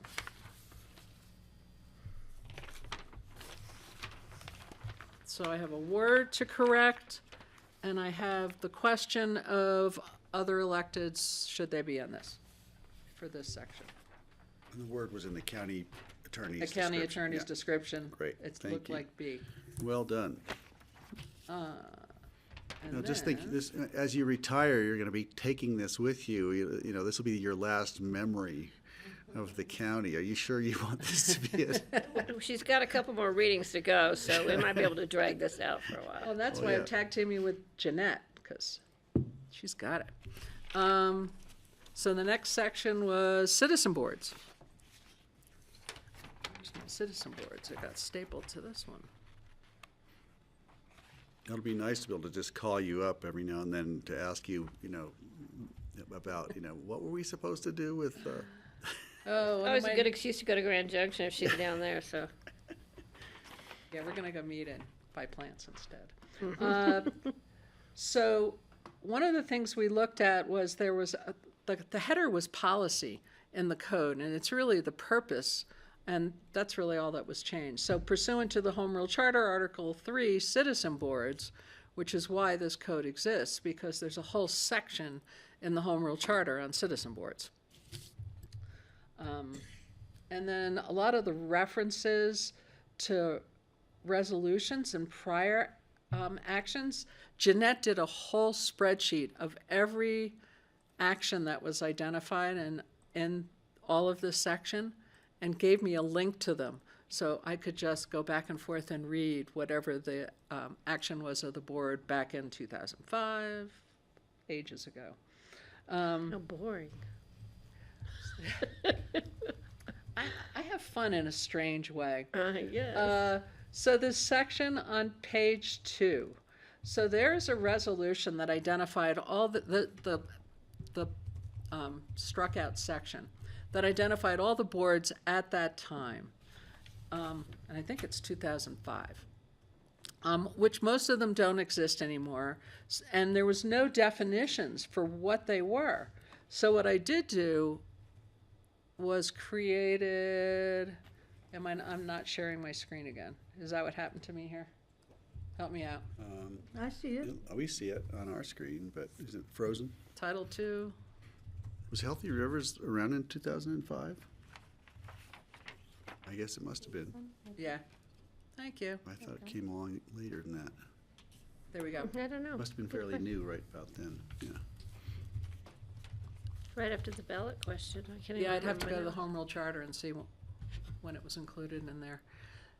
So we created definitions of what these were, and the role of these 3 sections was that the board does not appoint anyone more than once any of the sections. And I think that happens, and I think Charlotte maintains like where people are. You mean if they're on two boards? If they're on two boards, they wouldn't be in two boards that are the policy advisory and management. They'd be in either an ad hoc and a policy. They'd be in two different of these kind of categories.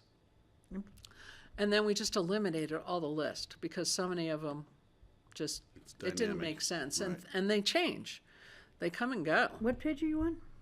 I'm sorry. Page 3 of the citizen boards.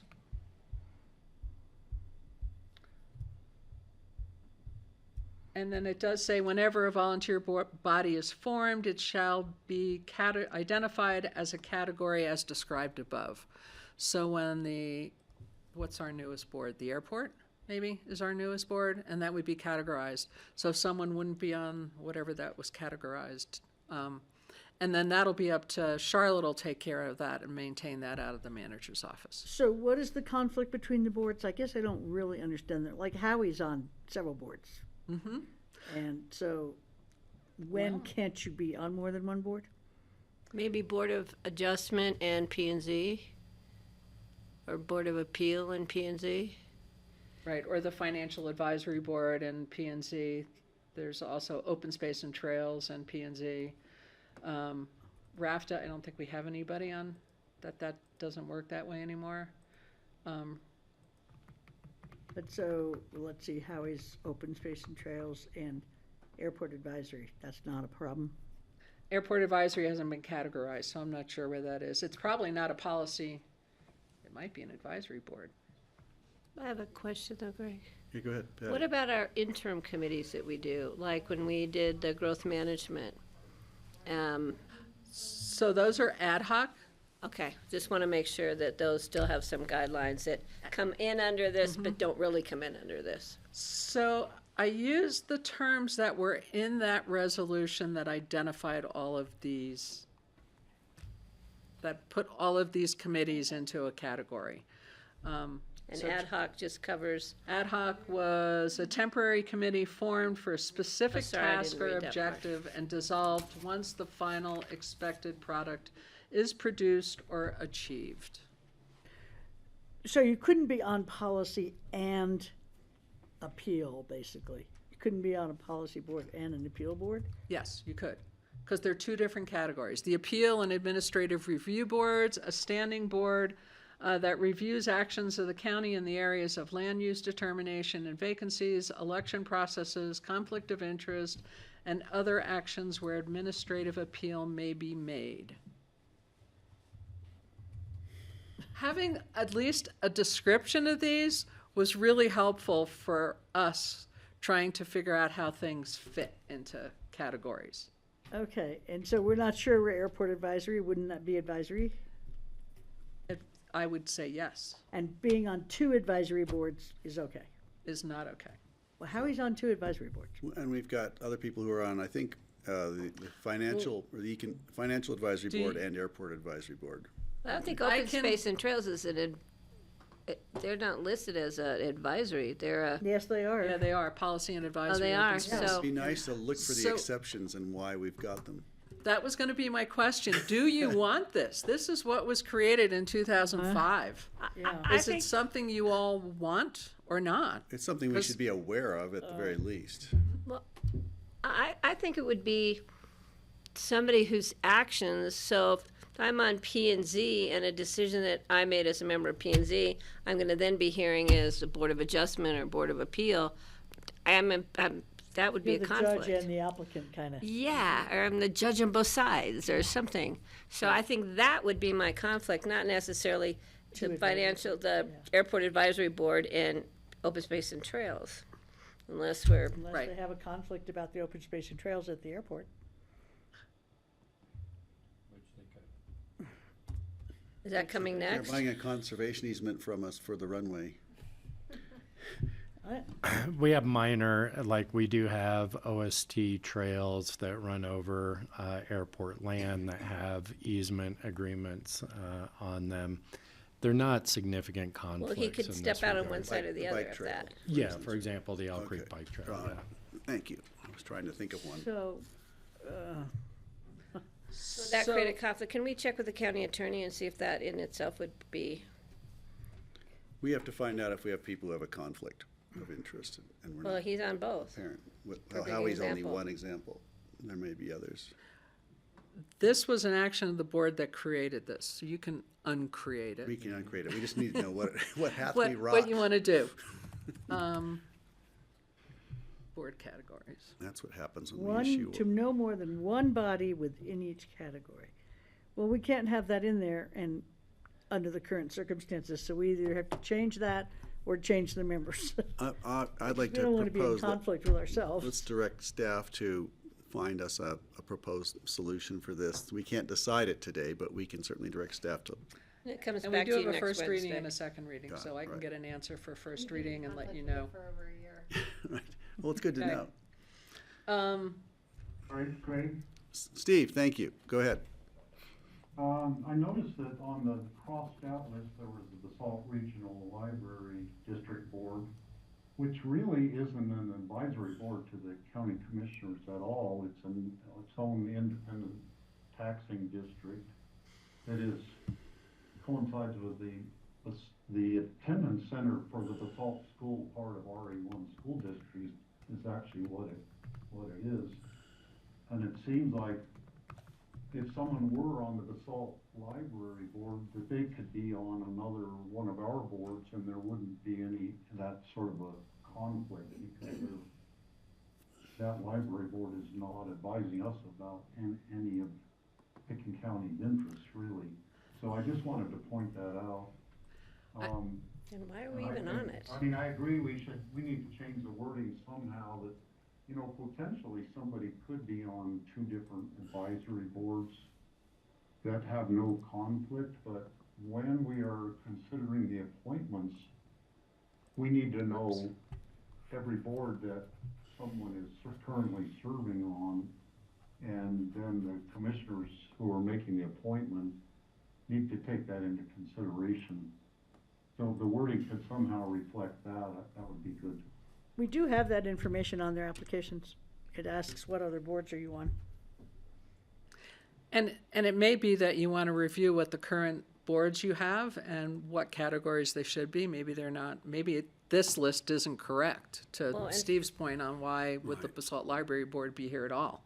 And Well, there's yeah, my definitely point board- is, things if- on here I've never heard of. If the under Basalt task. Library Board doesn't have really, it's just because we have part of Picken County's in their taxing Right. district, but they can't advise Picken County on anything, then, but they're taxing people in our county. Well, we spent quite a bit of time on this, so, yeah, this is a confusing piece.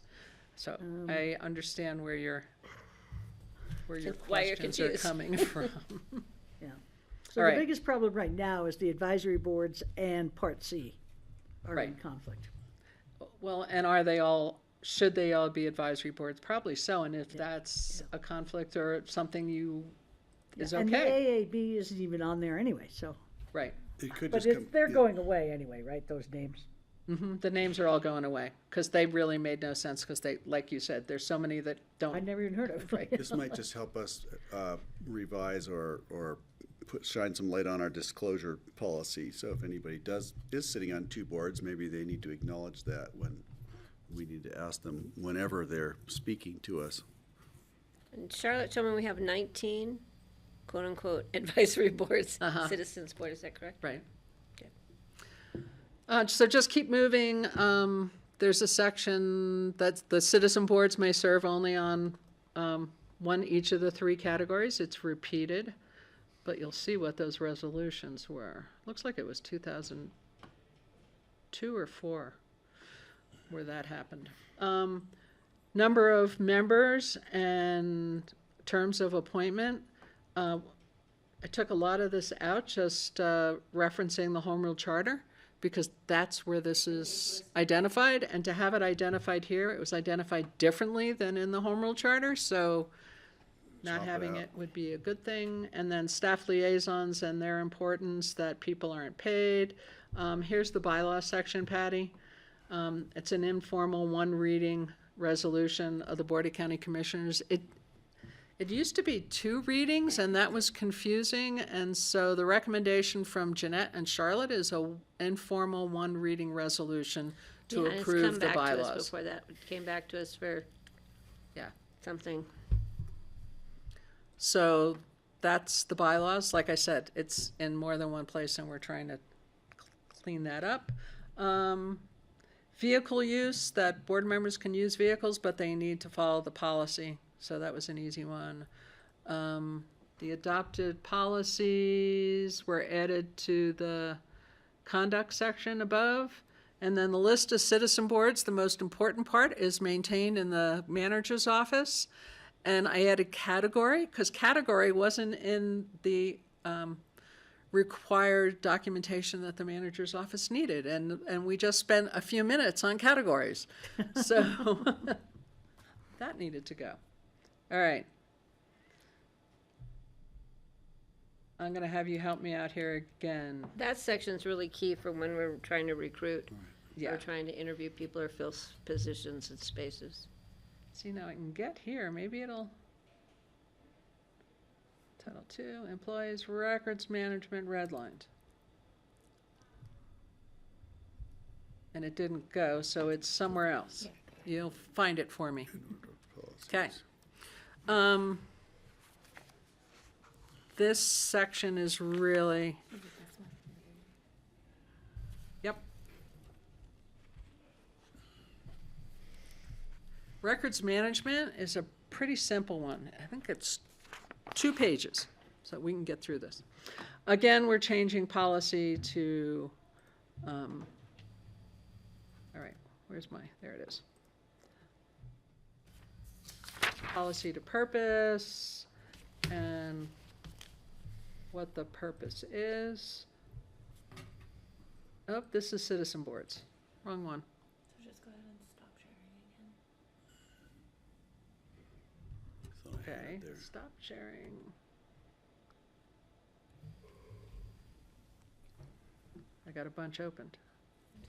216. But I gotta open it yet.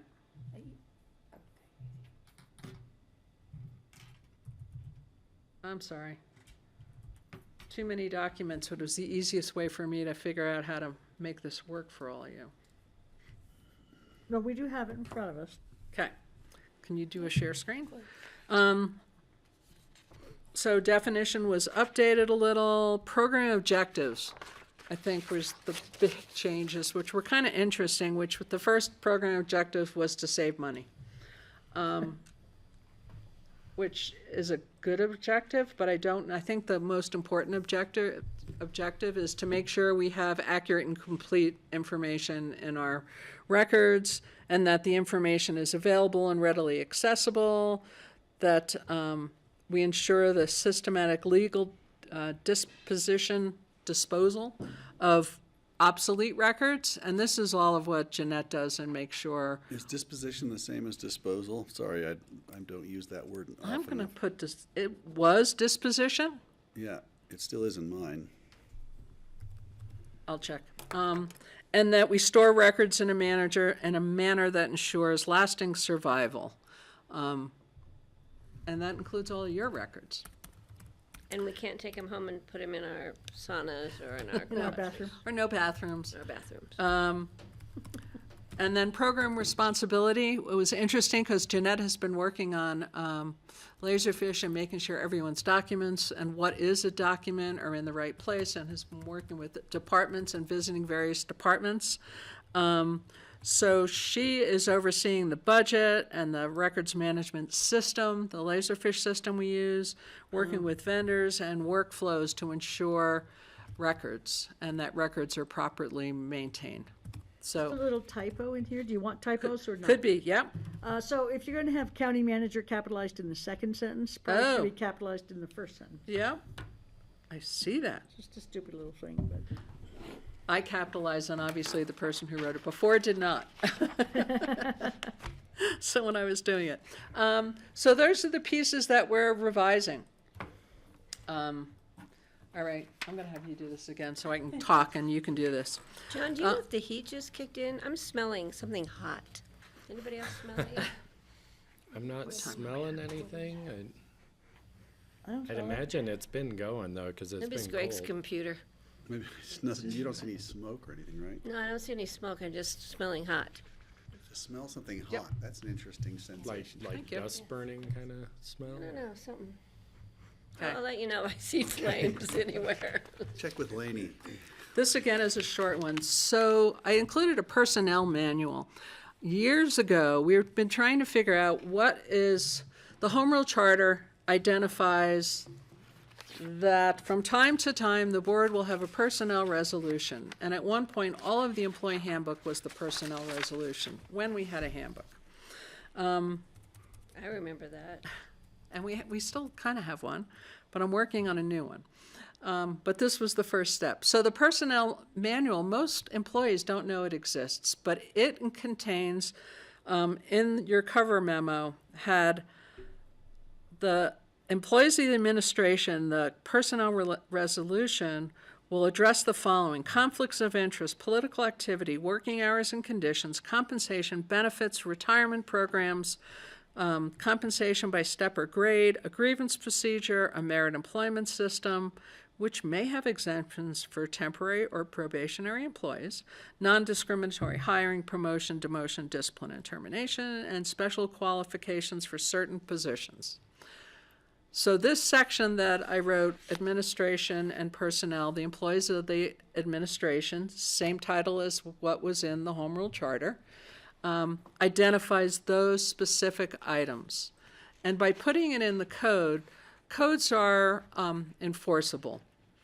So this identifies our non-discriminatory employment practices, merit problem resolution, compensation, benefits, all the items that are listed as needing to have. And by putting it in the code, these pieces don't really change. They can sit in there, and then I can refer when I write a handbook to what's in the code. And that takes care of the personnel resolution. It includes all of those items. And you find it was really pretty interesting because in 2004, all the county policies were eliminated and it was put in the handbook. And then in 2016, it was all reversed and back we in the created policies and we totally flipped it around. So we have a lot of policies now. I'm working again on balancing the scale since we went from one side to the other on the pendulum, to make the handbook be a usable employee document that they can find a lot of the things that are important about what they're doing, which includes pay and where you can get leave time and how all that works. But then the code will have enforceable. We'll have these pieces in it, and then that's section 2.20. It still goes into administration and personnel. It never had anything about really personnel in it, which is interesting since the title was administration and personnel. So those are the sections that'll meet that. On the first paragraph under purpose, Yep. it says, I'm sorry, this is another minor item, Phyllis, in the face of your tremendous amount of work, but it is the practice of Pickens County to acquaint employees to the guidelines? Don't you acquaint somebody with things, not to them? I've never heard that used like that before. I think But you're you'll right. decide, but Okay. I've just never heard it used like that. Good catch. After writing this much, I am so happy to have anyone give little pieces like that. Let me tell you. It's all good. So that's it. Any other questions about why that exists? That's probably the biggest kind No, of it makes- flip-flop, but yeah. Great description, it makes a lot of Why sense. don't you say orient employees to the guidelines? Yeah, you could say orient to or acquaint with, yeah. You know, the acquaint probably came from some other document that had some. Yeah, right. Orient employees, right? You have yes. employee orientation. Okay. That doesn't Don't have necessarily acquaintance acquaint them. meetings. The You last. don't want 5 of us wordsmithing, I promise No. you that. The next piece is really easy. Emergency telephone service system in Pickens County under Health and Safety, and emergency telephone system in Aspen Ambulance District. It was really interesting to find these. I sent them both to Brett Loeb and to Gabe Muthing, who went, wow, no, that should not be that way. The process for what this says, it's the service charge imposed on people having phone service in Pitkin County. And currently it's $3, I think, per month. That comes to the E911 Authority, which is a group of the public safety agencies. And it is specifically identified by statute that it can be used for emergency telephone service equipment, can be used for staff, infrastructure, and the E91 Authority, of which we have membership in, along with the other, that is the authority for the emergency telephone service system. And they make application to the PUC if they want to increase it. And right now, they're considering an increase to $4 a month. No matter what kind of phone you have? It used to be on hard lines, and then they expanded it to cell phones. And it's also on VoIP And phones, yeah. because we forget about the VoIPs for the longest time. So, voice Internet. over IP. Internet I have So- no idea what that is. Like a Wi-Fi phone. A Wi-Fi phone. If you have it through Comcast, Oh. it's probably a VoIP phone. Oh. So at one point, we were very concerned that our revenue was going down because people were going to cell phones. Right. And it actually has gone up recently because the amount of people are eliminating their landlines, but they're not eliminating their phone. Or you have multiple phones. Will it port to satellite phones when they come along? I'm going to guess, yeah. And it's interesting, if you look at the revenue that comes into the county, some of the obscure cell phone providers, you'll see we are getting $6 a month because they have 2 people in their system in Pitkin County. Who do cricket. So Right. it's the PUC that approves this. This is not a Pitkin County Commissioner activity. And actually, the ambulance district, it's the ambulance district. It wasn't even the county commissioners that would oversee that, but Where is They- that? I don't think we have that. Where is it? It's under, it's Title VI, Health and Safety, 6.20 and the- 6.24 in the packet? In the employment thing or in the? No, it's a They're separate in a document. different section of It's the code. Oh, attachment it's below all that. 5. Yeah. Different section. Hey, Oh. in 6.20020, the charge imposed, I just see you've got a double apostrophe where it looks like, or a double comma on the Okay. 5th line down. Just wondering if a word Health got and deleted, safety. something got Where we at? deleted or, In this section? yeah. Under, I just copied it out of the code. got it. So, Under charge imposed, 5th line down, there's just an extra comma that made me wonder if Oh, something was right. chopped out. no, that's what's in the code. That's my contribution. Thank you. I'm going to stop sharing because I think that's the end of it, and I think I can get you on time. I just want a point of clarification. though. So these would just be rescinded? There's no replacement? They're just not, we're deleting all of Title VI? all these 2 sections, 6.20 and 6.24. Oh, okay. Patty had a comment. So none of these changes, Phyllis and I already talked about this, the home rule charter. If we did anything that would amend or change or be addressed the home rule charter, that would have to come back to a public vote. The code itself we have control over just as a board, but the home rule charter is controlled by our constituency. And you always have lots of changes to the land use, Title 7, I think is land use code. And these other sections get very little attention. So I forget what project I was working on 6 years ago and kind of read some of this and went, why is this way? And that started me asking Jeanette. And so we teamed up and said, let's just get it cleaned I up. think it came up because there was a direct conflict between the home rule charter and the code, and we were like, who's on first? The code's on first. I mean, the home rule Home rule charter's charter's on on first. Eliminating Who's on paradox. That's What good. game are we playing? Okay, that's the whole thing. What I'll do is clean them up, bring them back as a clean copy as your ordinance, and Jeanette told me we can have one ordinance that'll say revisions to this section, and then we're rescinding the personnel manual and reinstating it, there's another word that Jeanette knows, as section 2.4 or whatever, and then rescinding these two sections of the code. Bless you. Well, Great. thank you. Thanks. That's you and Jeanette. This is amazing. It's It's, a lot of work. And why it took 6 years is because when I had a other real job, I couldn't quite pay attention to this. And when this is all you're doing, it's really much easier I can to imagine. deal with this stuff. So I'm just glad that you enjoy it in some strange way, as you I- said. Well, we hope you do. I do enjoy it. I really do. And years of being an HR director, writing policy and writing this and trying to make things be simple and be only in one place, because you can see where the citizen board bylaws were in two places. Well, somebody goes in, they revise it in one place and don't even know that it's in another place. So that's really been our goal, is to make sure it's in one place. And if it's in the home rule charter, refer to it here in the home rule charter and don't reinstate it or restate it, because it can cause trouble later, which is what we did. We changed the terms of the citizen boards.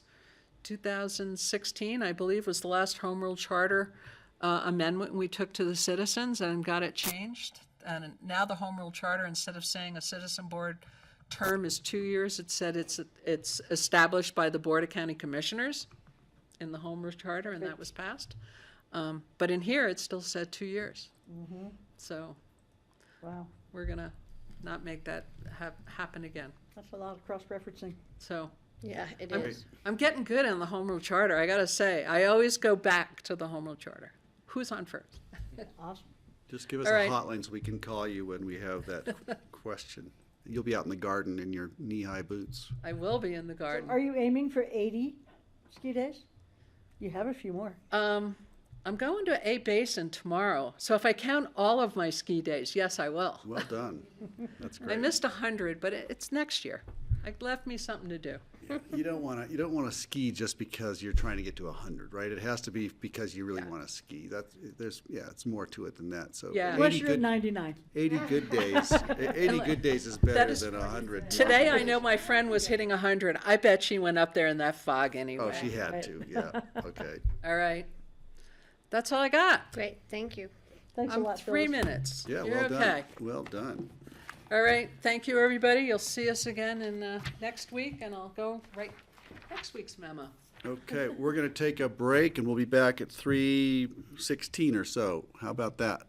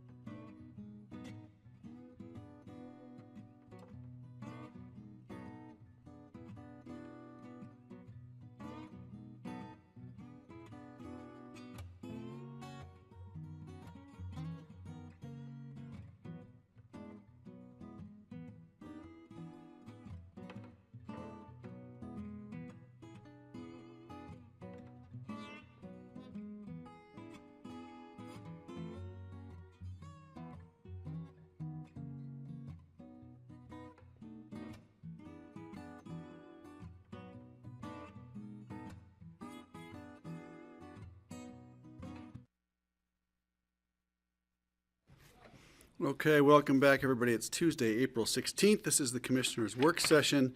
And up next, we have regular meeting items for upcoming meetings. And this is an Airport Advisory Board interview for members, for the applicants to the Airport Advisory Board. And Bill Landis is here with us. So welcome, Bill. Thank you for coming, and thank you for stepping up. It's, as we were talking about earlier, we've got all these advisory boards and committees and a lot of engaged people in the community, and that is what makes us, keeps us ticking, I think, in this community, to have dedicated citizens. So thank you. Did you want to introduce I Rich? certainly can. This is Bill. He is here. He is your last interview. In fact, I should say I'm pinch hitting for Charlotte. She's out of town, so We can. I was telling Bill earlier. You got the B team here. So, but anyways, this is your last interview. I believe she had mentioned that a decision would be made at your May 7th. I think you'll discuss it and make a decision there. You're currently advertised for the one alternate position. Valerie Braun had interviewed and is renewing. And then Clint Kenny also was a renewal this year and has talked to their board, and he's going to continue on. So this should end this opening that we do have, and I think in total you had 6. So Valerie's up for renewal. she is up for renewal. Mhm. And we did Yep. reappoint Kenny, though. Yeah. Right. Okay. Thank you. With that- Great. Thanks, Bill. all yours, Bill. Tell us about a little bit about yourself and why you'd like to be on the advisory board. Well, sure. This is my second interview. I was here last year when I had interviewed. I was working at that time for Mayo Aviation out of Denver. We fly charter, and they do private aircraft management and those kinds of things. And so we had a contract with Atlantic Aviation for an office there, and we had some agreements. And there was a little bit of a conflict with with the FBO renewal and negotiations and all that kind of stuff. So basically, wasn't going to work out. But I've since retired. Retired in December. I flew charter professionally up here for 30 years, from 1990. Been in the town since 1978. Having a background in aviation, the airport is near and dear to my heart. I was working with Barry and the group there on the safety task force, and that came up with some of the recommendations there, and pretty much concurred with everything we came up with. And so it would also, I'm a neighbor of Jackie Francis, so she's always kind of keeping me in the loop, and we have a lot of discussions about it. And I live at the North 42, so it's in my backyard. Anyway, that's I'd like to stay involved. Love aviation. I think the airport is an important part of the community. Also realize that it's sort of a lightning rod, and it can be a source of division, among some of the community.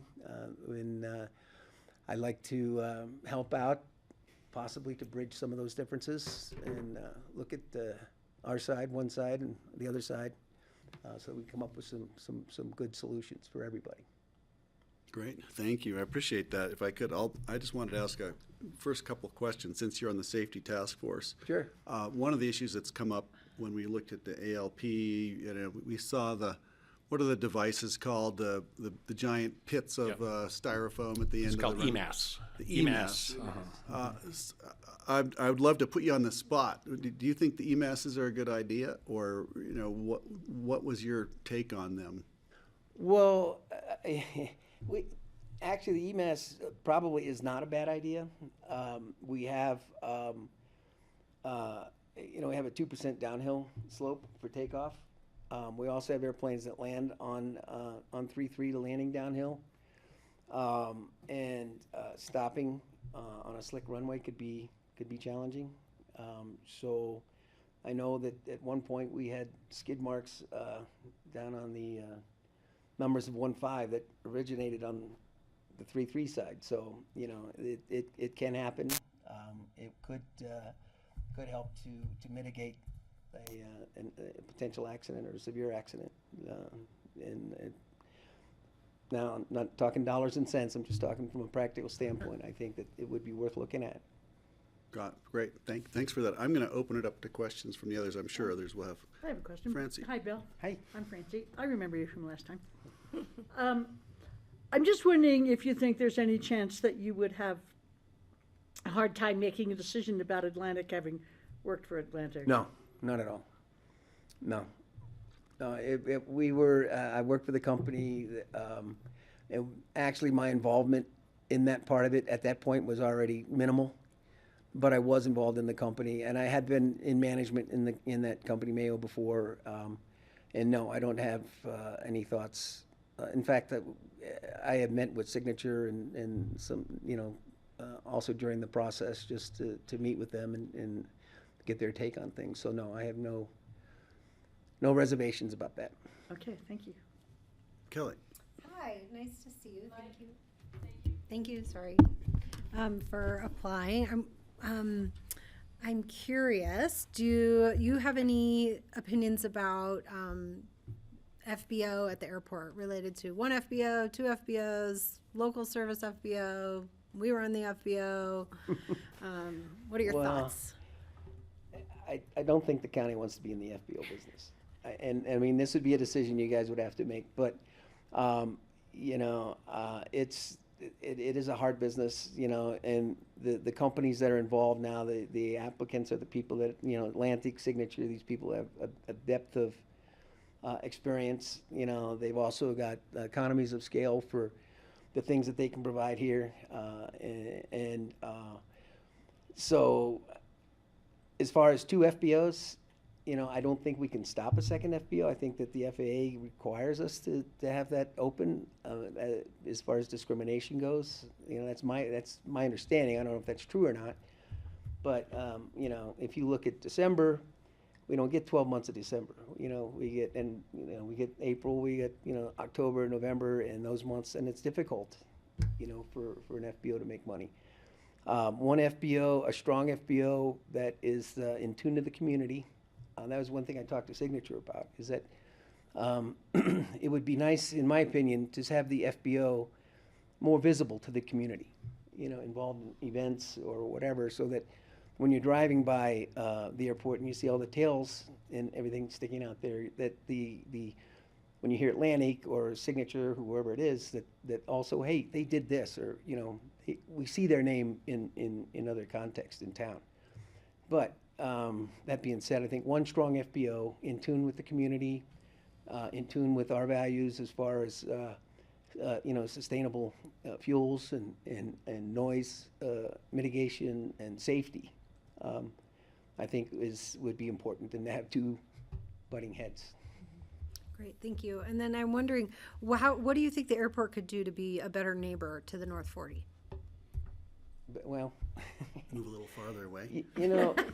Actually, we're where we are. We're behind Western CMC, Vacuum. so we're not. Jackie Francis is right across the street, so we're not as affected. We've never really been bothered, But that being said, the electric GPUs, I think, are huge. When the first time I got hooked up to one, well, I don't know if you've ever seen one, but they're huge. But I was amazed. They're powerful. They're quiet. If we can find a way to charge them, solar power or whatever, I think it would make a lot of sense. Noise mitigation, I think that, I don't know if something, a berm or something could be, built or between, like the North, I don't know. But, I don't have a problem with the airport. I walk to work, so. Be careful out there. It's like asking a train conductor if he minds the sound of the train. Right. Well, people say I got it easy, but, there are times on Highway 82 I have to wait for traffic to cross. Oh, sure, yeah. And sometimes I have to wear my snow boots too, so it's not always easy. It's only you. We all have our travails. Okay, Patty. Yes, thanks. It's good to see you. Thanks for all you've done in the past, and we aren't sure, we have a lot of decisions here coming up. We have a lot of good applicants, and it's an interesting board, that's for sure. Yeah, it So is. what is a CJ, you said you're a contract pilot, CJ3? Yeah, that's a small jet. That's a 8-passenger jet. It's not a stand-up cabin. It's a what we call a light jet. So yeah, it's made by Citation Cessna, and so yeah, it's not a Gulfstream. So you retired, but not quite. I've done some contract work and I'm doing some consulting work, actually working with a company on the getting approvals for the special approaches in Aspen, Oh. so, which is a good thing. And I support any company that wants to do those approaches because they're safer and make a lot more sense. Yeah. So this is I've been the hearing. straight over the Deer Hill approach, or Yeah, what's that the, called? Triangle. Triangle Peak, Yeah, thank you. Triangle, Deer yeah, Hill, it's that the would one be the right airlines- over. Deer Hill. what the airlines use, you Right. know, and it's a little lower minimums and those kinds of things, but it has a lot of advantages, you know, and for an operator. Are you consulting with the software company, like Tyson's company? No, or with no, one of it's the- a private company. It's a company like Mayo was. Okay. We went through the whole approval process. You have to apply to the FAA. The FAA grants, gives you a package that you have to go through, mark off all the steps and training and operations manuals and those kinds of things. So. So I have It's- another Oh, quick Patty's question. got another one, I'll go to Steve. Yeah, are you always this calm? Except when I'm flying. Yeah. I'm glad to hear that, so I'm not glad I He don't was fly in ready- he those was small ready for jets that one. anymore. Did you That's pay not her true. to tee that one up? Especially when I'm flying is when I'm calm. We did, we set up that as a sidebar. Yeah, thanks again for being here. Okay, I'm gonna take it to Steve, who's online. Yeah, I wanted to thank you for serving on the airport safety Thank you. board. That's, I think, a very important thing. Some members of the public have a lot of fear about moving the runway 80 feet to the west, which they see as putting it closer to Shale Bluffs. I wanted to get your take on what it is like to fly into our airport. You as a pilot, having done a lot of landings and takeoffs here, what's your perception of the proposed new location of the runway and also making it wider to 150 feet as opposed to 100 feet? Well, I mean, I think it's necessary. I think it's, from a safety standpoint, and from a pilot standpoint, more runway is in my eyes, is better for pilots. It's safer, it's better to have more width, it's better to have more length. But as far as actually, coming in by Radar Hill there in Shale Bluffs, already when we come by, we have electronic guidance. And this would, hopefully be a way that we can continue to conduct instrument approaches. When you're in the visual conditions, obviously you can see and avoid the terrain. It's not a problem. But on an instrument approach, you have electronic guidance. We have what's called the localizer. I think you guys have already been made well aware what these terms are. It's a radio beam that goes straight out from the center line of the runway, and that keeps you safe. That keeps you on center line. It keeps you moving towards the runway. And then vertical guidance, and there's step downs and points that you make sure you cross at certain altitudes. But we have all the onboard equipment, and so I don't see any issues with moving it from a safety standpoint. Great. Then a second aspect of our ALP, or proposed ALP, would be to shift the smaller local general aviation planes over to the west side. And they would have a shorter taxiway, but they'd be able to exit off to the west side, right off the runway, land in a shorter distance, go off the runway to the west. Then they could enter the runway on the west side also for taking off, and only use a portion of the runway to take off. Do you see any problems with that? Did you look at that at all in the You know what? I have not looked at that. safety committee?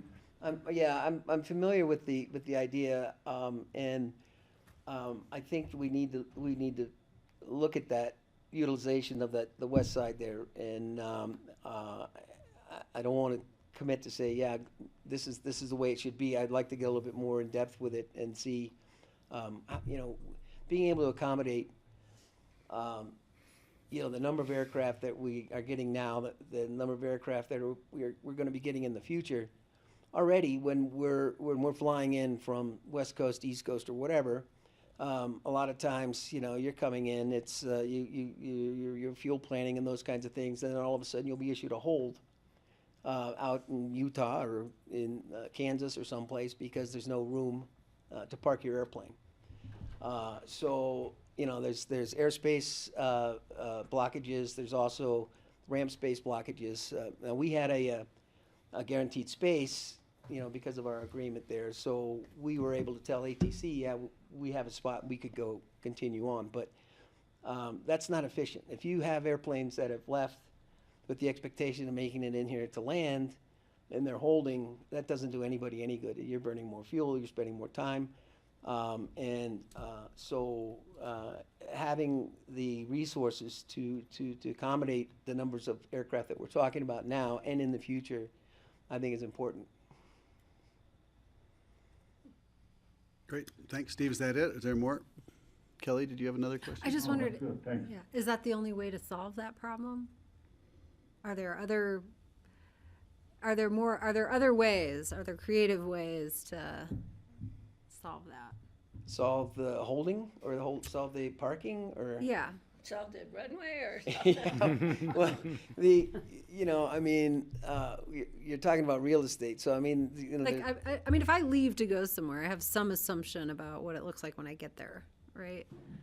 So I guess I'm just wondering, is there a better way to manage those assumptions by the incoming traffic? well, you know, they've tried reservation systems, those kinds of things. They've gone now to a ground hold program where you get a ground hold in wherever you are, so you can't leave. You know, if you're in Denver and they say, hey, you know, you can't go, you have the option of actually you know, there's IFR and there's VFR. You have the option of leaving under a different set of flight rules, which would require you to stay clear of clouds. You can still leave, but when you get here, that doesn't mean you're going to be able to land. You know, it's to me a big problem is the time we spend in the Aspen airspace. You know, when we get here, it might take me 15 minutes to get from Centennial to Aspen's airspace. I might take another 15 minutes or 20 minutes even to land. I've had my flight time be, you know, go up by a third, you know, or sometimes more, just by, you know, doing the merry-go-round here into Aspen. So, and that's not ramp space, you know, that's just airspace issues. So I think this is something that we could work on. You know, that would be, you know, environmentally more friendly, would be noise friendlier. But this is something we really should try to find a solution for. But as far as ramp space outside of real estate, I don't know. You know, but I'd be willing to look creatively, you know, at some solutions. You know, build a hangar into the side of Radar Hill. I don't know. You know, it's Is Radar Hill the backside of Shell Bluffs? it's where the radar radar is right up the end. Yeah. So, but you know, we need to address these things. It's very important that we figure out how to do this. Thank you. Maybe we can move a reused aircraft carrier, you know, Well, elevator deck. Yeah, the elevator thing. Yeah, the elevator thing could work. Maybe the T hangars out there. Maybe you could double them up or something. I wanted to ask you another question. The thing is, I think lately we've been getting a lot of really qualified pilot applicants, people who spend a lot of time at the airport and clearly use it as part of their livelihood and, you know, are there on a regular basis. And I'm looking at the description of our AAB, and they provide advice on how the airport can accommodate the community's air service needs and reflect changes in the air service and aviation industry, while also remaining true to the character and values of the community. Creation of the board is in recognition of the fact that the activities of the airport affect the community in a myriad of ways, requiring governance and ongoing community input. You've been here a long time, so I think you probably have your finger on the pulse of the community as well as familiarity with the airport. You know, what's your perspective on the balance? Well, yeah, I mean, it's not just here. You know, we flew into Santa Monica for years. Santa Monica was always a point of contention. There were very strict noise abatement rules that airplanes had to follow. That included a steep climb after takeoff, power back, and if you did not meet the decibel level that were at various points, then you got a letter from the tower, and the tower said, hey, you know, this is not acceptable, and, you know, if you got 3 of them, they could say, hey, you can't come in anymore. You know, so, you know, so it's not surprising that here, especially, we have this kind of division in the community. There's, you know, people that think, hey, this is the only road to growth, and people say, well, you know, we don't want growth, so we have to find a balance. And you know, it's going to take a multifaceted or multi-front attack. You know, we've got to address the noise, we've got to address the pollution, and you know, we have to try to take a stance that, yeah, we need growth, but we don't need uncontrolled growth. We need to have some sort of, you know, way to control it, to keep it within reason and within the people's boundaries. Thank you. Anything else from anyone else? Thanks for coming in. Thank you very much. As we said, yeah, we'll make a decision in about 2 weeks, I think. And I really appreciate you for stepping up. It's great Good to to see have you. knowledgeable My people. pleasure, and I appreciate your time. So hopefully get a chance to work with you. What's great is just having the experts come in and educate us about different facets. Like what we just heard about Santa Right. Monica was kind of interesting. You know, Yeah, what well, it's control not does the just- tower have over a pilot's ability to come in or not? That's interesting to me. I didn't know about that. Well, yeah, Well- does that affect John Wayne too? Because they have a same kind of a Right. noise issue there where. But it's not the tower that can refuse you to land. It would be the county, you know, Okay. or the managing entity there would say, If we hey, could listen. broaden that. Commissioners. But you know, I believe that there's ways that we can control the types of aircraft that come in. That, you know, especially with the airlines and those kinds of things. That just because the runway's there, just because it can support a 757, say, doesn't mean that has to be the way it goes. There has to be ways that we can find to get acceptable solutions.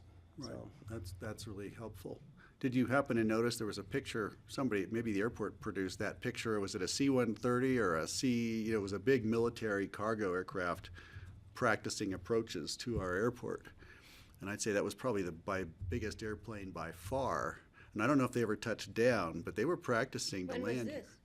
Last week, I think. There was a picture. Was it? Yeah, I don't know. Was it last week? A picture popped up of I somebody. know that you know. that's happened in the past, and there Yeah. was a big military helicopter, a lot of helicopter activity this Sure. last.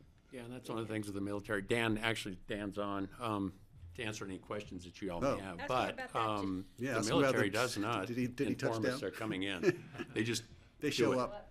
They show up Yeah. and get in the queue. Yeah. Yeah, Hi, yeah, hi they Dan. do, I so. was thinking while we're on the topic, was that last week? Last week and over the weekend, and no, they did not touch down. And what was it?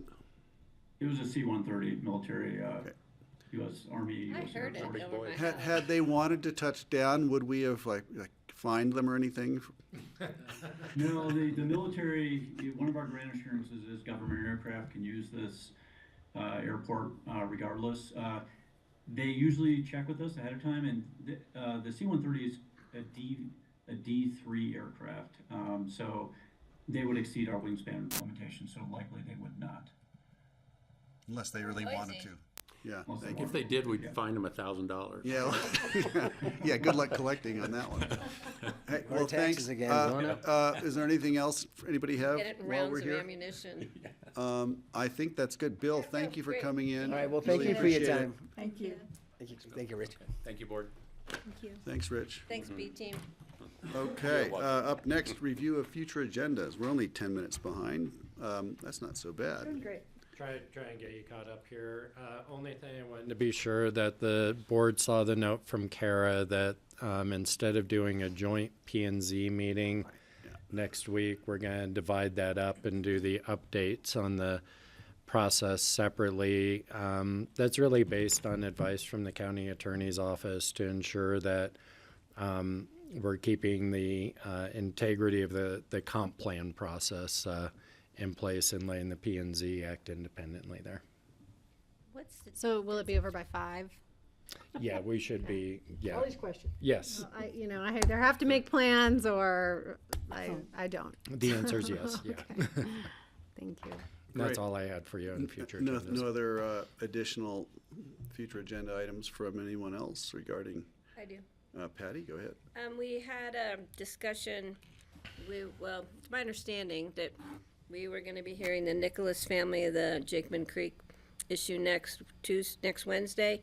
It's not on our agenda until May 8th anyway. We continued it at our last meeting until May 8th, so it will not be up next week for continuation. The question is that a far long enough continuation? Well, that's to be determined, but we had to continue it to a date certain, and since I wasn't gonna be here next week, So we'll decide we on the 8th. decided last week to continue it to, May 8th. just So the if board know. not, we'll have to continue it again because we have With to the date continue it to a date You were certain. missing the distillery review. I know, and I'm really sorry. Greg and I did tour the property briefly when we were driving home, which a member of the neighborhood did ask, and so Greg and I had gone up there, and they're close, but their setbacks have been met, so it's a tough one.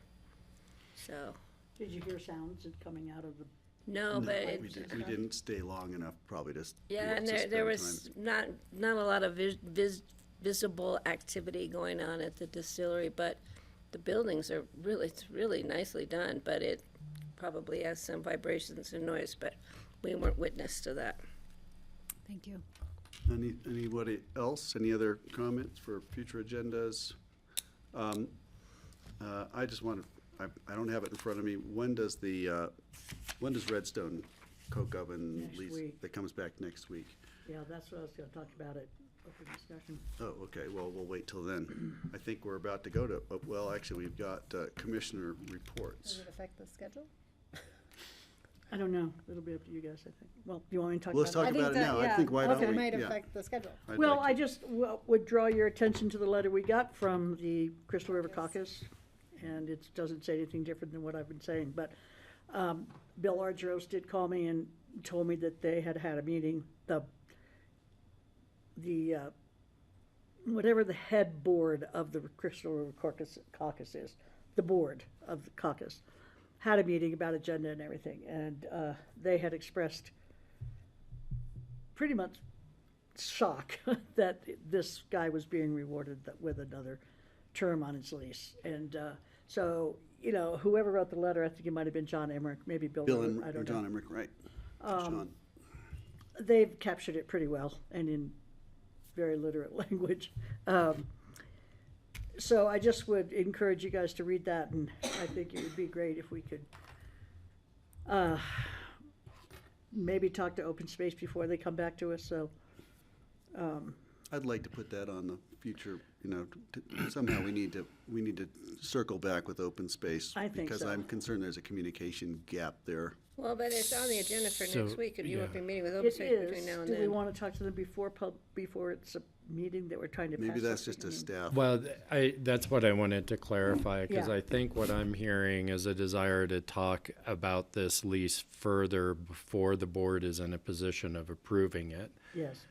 Or is it to talk about the process for future, in which case it could be later? I just want to get clarity, because if it's before, we should probably pull that item from the agenda and have further discussion before approving it. I would appreciate that, because I really don't want to criticize OST again at a meeting. I mean, We don't I have a was meeting pretty with- hard on them at the last meeting. I'd rather not go through that again. I don't think there's a meeting, Open Space doesn't have a meeting till May 11th. No, but I wonder if we could just, maybe I could go talk to Gary and say, I think it I don't need- know. no, mean, I think- Maybe let us at the admin level That'd be great. unpack the process and understand what your options are going forward. I know we have a master plan issue. It's a more complicated governance process with open space. So why don't we delay it? We'll develop some options and then try and do a work session before you approve I this. did talk to Gary on the phone at length, not after this last meeting, but before that. And he said that the only way he can change course at this point is with the vote of 3 commissioners to not pursue the lease. He didn't see another That way may be true, yeah. to Right. deal with the situation as it stands right now. And then Steve and I had talked to Paul about a 2-year lease instead, but I don't know, after hearing brought from that up the at the last Crystal Isn't that River where we are? Caucus. Yeah, after that letter, I'm just thinking, this is not meeting the needs of Redstone. Well- So, The decision in our last meeting was to continue two-year. it till next week. right, So staff could bring back the parameters of a 2-year, what our options were after 1 year, what our options were after 2 years, what the review process would be. So we're moving the lease forward, we just didn't have the clear parameters of the lease before us last week. But I won't be here on Wednesday, and I'm not sure you want, you're gonna, so if we continue it, you would We be can here when it continue comes back. till you're yeah, back. just to We'll let just- you We'll know just put that everything off till Patty's back. Well, so, I I'm not gonna be mean, here for the Let's rest all of go the on summer. vacation. We're gonna join you on until- vacation. We're coming on your vacation. Come with me. So Help with drive the reviewing the coast. process and how we proceed, I appreciate that. I was going to say, I'm concerned that somehow the public comment period that was available in Redstone seems to have been ignored until it's almost too late. And whether it is ignored or somehow there's a gap, and that's not uncommon, right? But I think I'd like to circle back and understand, you know, it was open for public comment for 6 months, but all of a sudden it's like a last minute rush of people who have objections, and so I'm wondering if that process could be improved They or had, thought they had expanded. quite a few people respond though, but they didn't have the negative response. It came at the last Very minute. last minute, right? yeah, I don't know which how many people unfortunately, voted. I don't know that's a nut we figured out how to crack. That, Right. that How to seems get 'em- happen on to a get out number in of front. issues. Yeah. But a couple of options might be to look at if we can find some time next week. Let me see, to even just present options, because if it is the conclusion that, you know, the option you have is to either approve the 2-year lease as direction or to not approve this lease and send staff back to the table, you may want to keep this on the agenda for Wednesday, but we could probably get that direction on Tuesday. So Right. let us do some research, if that's okay with the board. Does that decision tree kind of make sense? Yes, but I would like to be sure that we're considering something besides a 1 or 2 or 3-year lease. I'd like to also consider no lease and letting the ground rest and some things like that. I think you all have that option by denying the lease, and then you can either instruct, you know, a bid process with a different set of criteria, or Okay. not doing it. Yeah, it's just that when you talk to them, I wanted to make sure that no lease was part of Greg, the. can I ask Francie a question? Patty, go So ahead. are you saying, when you say no lease, you're saying that Open Space and Trails would take over that property for the next year or two to restore the grasses and maintain the ditch and weed management and? As one alternative. No, We haven't that's looked what at- I'm just clarifying Yeah. that. So that's a financial implication and staffing implication for open space that I think we might want to consider. Yeah, and then possibly another one, another applicant review, you know. I mean, After the 2 years, there are lots of different options Or out even there. for this year, I don't know. I mean, just some alternatives besides Josh.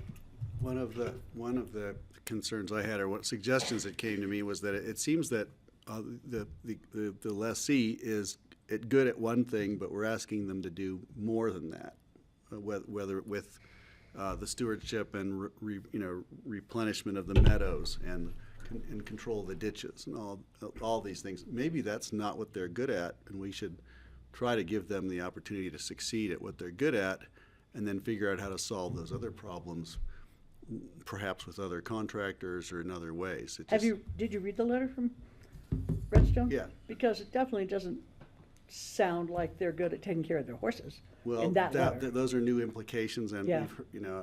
I'm just saying in the letter, but. Right, I did see that, and it's concerning, but I was just thinking, I don't want to throw anybody under the bus, but I want to make sure we're not setting someone up to fail more. Yeah, and I would caution, we don't necessarily have confirmation. I do think you have some confirmation about conditions on the land and. Well, Paul said it's degraded and overgrazed. Right, yeah, that's what we have confirmation on, right, yeah. So we'll work on that. And as we've all said, the ditches sound like a critically important thing, and if we want to make sure we've got the best people in there fixing the ditch and making sure it's working. Thank you. That's all that's all I had on that. Thanks for So bringing it up. we made a decision to discuss it at the next work session or to continue it next We're week. gonna, I'm confused. yeah, so if your only options are really related to making a decision on the lease before triggering anything else, I think we leave it on the agenda, but we inform you of those options at the work session on Tuesday Okay. ahead of Wednesday's meeting. If there are additional options, you know, that we're not considering right now, we'll pull it from the agenda to do a more comprehensive work session. Okay. Great, thank you. That sounds And the good. timing, what's the timing, do we need at least for this year? If we decide to go through, you know, Right, and because of, considering then all yeah, that. because they wouldn't have the amenity of horseback riding up there, which the town also values. I mean, there's a lot. Right. Please also advise what happens in a 2-2 vote for a lease decision. You can tell me on Tuesday. We bring in the A 2-2 tiebreaker. vote is a denial, it's my understanding. Well, it's a status. Well, it would yeah, depend on the we'll wording. work. We'll have that answer.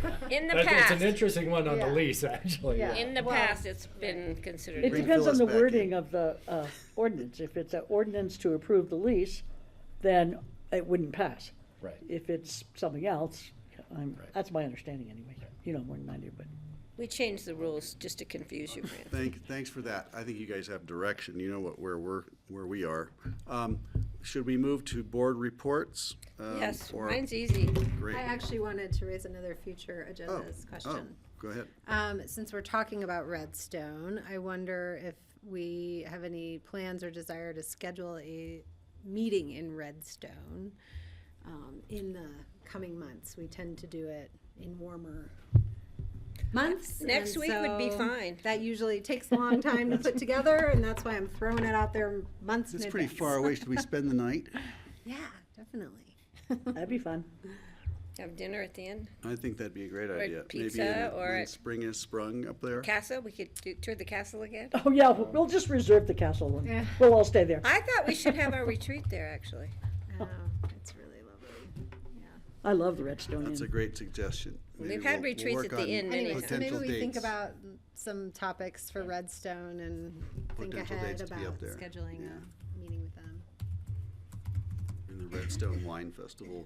Okay. So sometime in the spring, looking for. The problem is, Early Yeah. Fall, it doesn't Our matter. summer, It their takes a spring. while to. Our summer, their the spring. problem is limitation of technology. So Right. we need to look into that. Yeah. Because if I want to zoom in from here, can I do that? We'll get you a sat phone. Okay. All right, thank you for that. Let's go to board reports. Patty, you're on I deck. don't have anything. Okay. Wow. Francie. Well, because ACRA's meeting, you know, they have their business meeting. I'm doing an interview tomorrow with ACRA to be filmed and then pieced together to answer the civic participation, community civic participation. North Piscog's having their Economic Development District seminar the 2nd of May. I am going. I don't think any of the other board members will be going. So I'm going to that and kind of where we are. And Brian and I are just looking at some issues with, not with TPR funding, but with partnering with CDOT on some fire mitigation and tree mitigation issues, but. Great, thank you. Francie. I am going to the CAST meeting. I did not go to the last one because it was concurrent with something else that we were all doing. I can't remember what. I'm going to the next one, which is in Durango. I'm planning to. And then the big annual one is in Jackson. And I'll probably go to that. I'm not sure. But if anybody wants to join me, that would be really fun. CAST meetings are awesome. I have a question. Is that in line with the Mountain 30? It's at the Which one? same The time 30 as the or- Mountain 30. It's like Okay. the next day. Okay. CAST is short. It's just like a 3-hour Yeah. meeting. Okay. It's not like Mountain 30 that has tons of speakers and everything. So yes, I'm going to Mountain 30. You going to go with me this year, Patty? Is it in Jackson? No, it's in Durango. Oh, I think it's in Durango. I Well, thought it where was do you in think it I is? Jackson. think it's Durango. Oh, maybe it is Jackson. I Maybe don't that's know. the Maybe I'm You might wrong. be right. Might be the one in Jackson. I might think think it is in about that. Jackson. Let me know. Okay. We had so much fun at the last Yeah, one. I think you're right. I think it's in Jackson. We had such a good You time can at that schedule last an one. airport tour while you're there. I know. We've already decided that our FBO question, haven't we? Don't have to put that Don't back talk to on me the about agenda, that. do we? If we fly, We we'll had a tour vote their on that. airport. But In the middle of the I can still national go to the park. airport. I'd be happy to go to the airport. CCI, I'm not gonna go over that because, Levi does such a good job. And, it was raucous the last time. And our last meetings are next Thursday, only Thursday, unfortunately. And I am going to that. Are you going? No, but I'll try to zoom in. Okay, well, you let me know, because I'll Yeah, we probably can leave tag home around 8, and so be down there around 11. I think that'll catch my meetings, that's my hope. I don't have anything from the West Elk Loop Scenic Byway, except it's very beautiful, you know. And BLM is still working on the wildlife corridor. That is still an ongoing event. And Kevin is not in our beloved Carbondale office, which has been demolished. Saw that. And it's under construction, and the road is closed, and two There's trees one are tree gone. standing. And that was quite the uproar in Carbondale. But Kevin says he's coming back when they have a new building for him. And that is all I have. Great, thanks, Francie. Kelly? Okay. Let's see. I will start with APSHA, and if I can have just a few minutes, or you guys tell me if you want me to schedule a more formal time. But APSHA is looking at some regulation changes, and I wanted to Big news, bring them changes. back to you. Reading about it in the paper. Sorry, let me find the. I had a different thing on legislation open, but let me find what. They're not always bad. A lot of times they're good. In this case, APSHA wants to simplify the qualification process. Currently, if you submit a qualification, all of your documentation, and they qualify you, then come January 31st, they ask you to submit your W-2s for the prior year to update that. And then in April 15th, they ask you to submit your tax returns to qualify you for that. And it's very burdensome for people who think that they have a qualification packet that's good for 1 year, and then they're told they need to resubmit info at 2 other times during the first part of the year.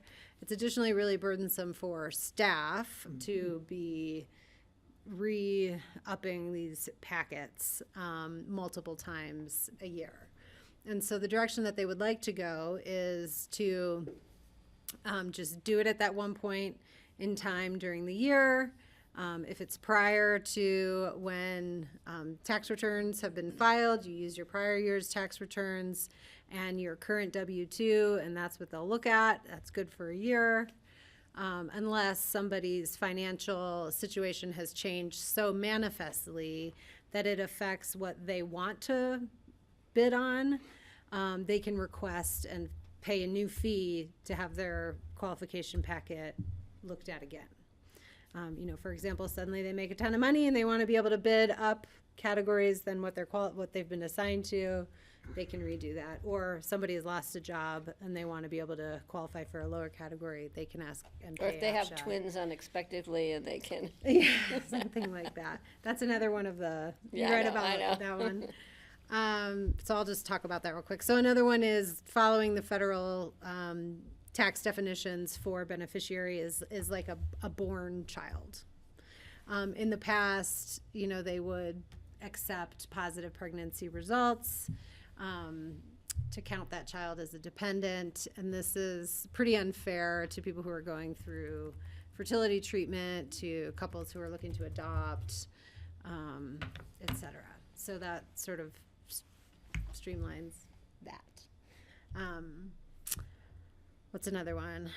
A couple of the. I thought Brittany's were really good. There were two that I think are a bit contentious. So one, we had a conversation about, maybe you may remember, I think about a year and a half or 2 years ago now, APSHA allowed for up to 150% of income of the category.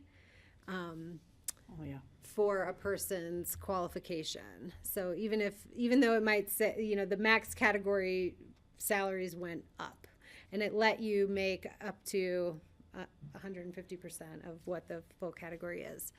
They are finding that tenants in renting situations are still making more money and they're overqualifying for their category. And so they're faced with having to leave their rental because the rental is assigned, say, category 2 or 3. Now they're making over 150% of that category, and APSHA is saying, You're out. you're out. You know, congratulations, you made more money. You need to find a different place to live. This category is for this level of income. We had a lot of discussion about this. The board is torn, so I wanted your input on this because, you know, some folks are really concerned about this is the trade-off, the balance, right? Do we want to keep housing stability for people who are clearly working in the community, or do we want to retain those units for our lower income workers who there's tons of demand for? Those units could be filled immediately. Generally. One of the suggestions was to allow them a year of residency after their salaries or their pay goes up, so that they're unqualified. Do they get a year to extend it and Find a place to Make live, a go find a plan. place to live, which is, like 10 years. Which yeah, would take- so it which also could be puts never. their job at risk. It's a really tough I have a- question. Yeah, it is a really tough question. I will say, I think that there's bigger systematic conversations that need to take place related to granting the board flexibility in reassigning categories. Like, we never do that. Like, we never look back at how we assigned categories and ask ourselves, is this the right assignment? Is this the right mix? Maybe this Do 2 we have should be a enough 3 or category this 2 should be a threes? Do we 1. have enough, you know, and how do we, you know, it might require us changing some deeds. It might require, you know, like amending a land use decision, you know, things like that. But like, we don't have a process in APSHA or with our elected boards on having that conversation. And I do think we could resolve some of these issues potentially by being able to be more flexible in how categories are assigned, or units are assigned categories. But to have But that that's not the discussion- question right now. No, but we would have to give the staff a long leadway into Yeah, that discussion. yeah. Can I ask a question? So that's one of the changes. So has thought been given to, rather than increasing that percentage that you can exceed, what about increasing the amount you start at?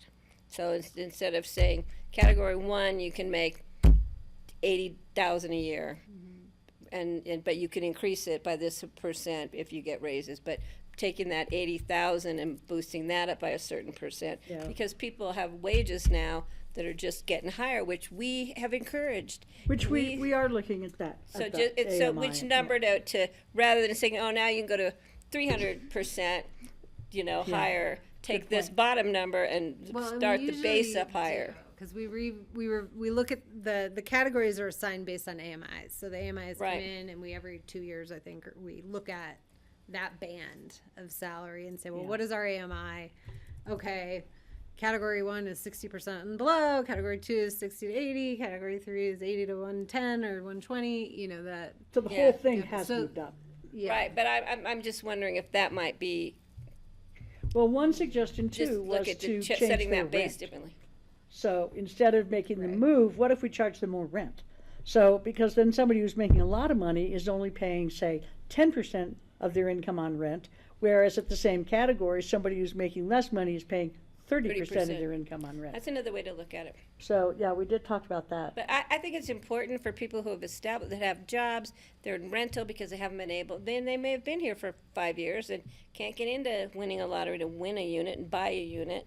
So, I mean, are in the lottery and just haven't had the luck of the draw, literally. And rather than saying, okay, you've got a year to find a place, well, where and how and Yeah, and now are so you they're forcing gonna all them end up working down valley somewhere because they found a place to live and they don't want or to commute. or we're demanding that they commute? Or their kids are in school here. Yeah. Well, this is what I want to know, because there is demand also for people at lower incomes that will never have any, if there's no movement in the system. Then I think we, They- one of the issues I think too, and hopefully maybe with the lumberyard project, is there'll be more rental opportunities for people to get their foot in that door and then start accruing their time here so that they can then qualify for buying places that we're trying to build at the same time. Well, the lumberyard is way I know, but we have to look out because there's a lot of, we can reevaluate after that happens, but in the meantime, I've had people come to me saying, I have to leave the valley because I'm rental and I got this great new job and it throws me out of my housing. One of my best friends left the valley because Yeah. she wanted to retire from teaching and she couldn't keep her house. Yeah. So the way I lean on this is I like the suggestion of increasing the rent. And even though it doesn't help put people who have lower incomes into housing, I think one of our aims should be some kind of stability for people who are Where does that, in our is that just a housing. revenue gainer for APSHA? People are gonna say, APSHA just trying to make more money off of this. No, it's just But making you're it gonna hear- affordable. I You mean, could if hear we that. evened out the percent of your But I income don't that think you pay. that's what's on the table, though. What's on the table is like people being able to be qualified to stay in their unit. Like the rent, what we charge for rent is a separate question. Right, but it was brought up that But, that's one way of yeah, addressing this the particular fairness problem. of it. But Yeah. that means agreeing to let people make That's right. 200% more That's than right. the category. That's right. Okay, That's so what it that's means. that's where you're at. I don't That's know, where I think Patty's that's where I'm at. I'd love to Or hear a from Greg and combination of Patty. factors, we're gonna, yeah. That might Changing be. the category assignments for these units isn't straightforward. It's not that's not the option on the table right now. Right. So It's I'm the same curious as unit, to what so, Greg Yeah. and Steve think. Steve, I want to hear Steve, because I'm concerned about it because it's becoming so complex and so, every solution is putting a Band-Aid on the previous problem, and I don't have an answer for you right now. I'd love to be able to simplify it somehow, but I think that would require something even more drastic than what you're talking about. What you're talking about is trying to do incremental things that aren't too disruptive, and I certainly appreciate that. But I also feel as if it's become such a complicated thing that I feel this trepidation about growing it any bigger. Well, that's not what's happening. It's just who's going to live in the unit. I mean, 3 years ago, people got kicked out. It's that you made too much money, you got to go. Right, you and know? that sounds so draconian. it's so So draconian. that's what the Right. sort of Right. pre-COVID, But anytime we change the impact rules, of COVID situation. all the people who've been trying to get aligned with the rules I get know. thrown off balance. So Yeah. somebody's getting ripped off or cheated or disadvantaged, no matter what we try to do. Steve, And, I Steve, mean, I you will wanna- recall, we heard from some staff that said, if you don't change this, we're going to lose our housing. Right. At that time. And you guys agreed that we should change it. Sorry, Steve. So, I'm gonna jump around a little bit, but I'm gonna concentrate on Club 20 and the. Oh, wait, other no, areas. sorry, we're talking about We wanted to APSHA. ask you a question on APSHA first, Steve. Oh, on APSHA, okay. Well, you were calling on me and I'm just trying to get an understanding from the board on how Francie and I should represent the board at APSHA on this change to what the income cap should be for people who are in rentals, whether they, if they make more money above the cap, should they be allowed to stay in their unit? Or, should that unit be made available for somebody who is making that income? Is kind of where we're torn. Okay, well, I can tell from your presentation of you two who are on the APSHA board, you are light years ahead of my understanding of the whole issue. That's the problem, it's so And complicated. I really trust your judgment because you've been there and have a really deep understanding of what the issues are. Just on a philosophical basis, I would I want to keep people in their housing as much as possible. And I would probably err on the side of being a little more lenient and let people have a little bit higher income just in order to stay here. The cost of living isn't sitting still here. The cost of everything is, jumped 25% on a lot of things. So just to stay even, people need to be making 25% more income And if they lose their housing because they have 25% more income, then that sort of defeats the purpose of keeping a stable workforce here in our community. So Okay, that's varying a helpful. little bit to allow some increase, I would favor just, my gut feeling is that. Thank What do you, you think, Steve. Kelly? I would agree with what Steve said, only that if it becomes a large jump, we need to adjust for inflation, we need to adjust for increasing expenses as we've seen them. If there's a huge jump, what can we do to encourage them to get to the next level, if it exists? Like, can they go into the free market? Can if they get to the next level, or, and that's always Free a hard market conversation. Where? Do we have a free market? Okay. No. That's not not, any that was longer. not what I aired. I thought 150% was already generous, and that, we need some churn in the system, or our lower income people are never gonna have anywhere to live here. But that's okay. I can be, So this that's is why where I'm here you asking tend you to all. go with keeping it at 150. That's Yeah, your yeah. inclination. But that's okay. Let's move on. The next one that I thought was a little bit of contentious that I wanted some input from you on is right now for APSHA managed units. So that has to do with Truscott, Aspen Country Inn.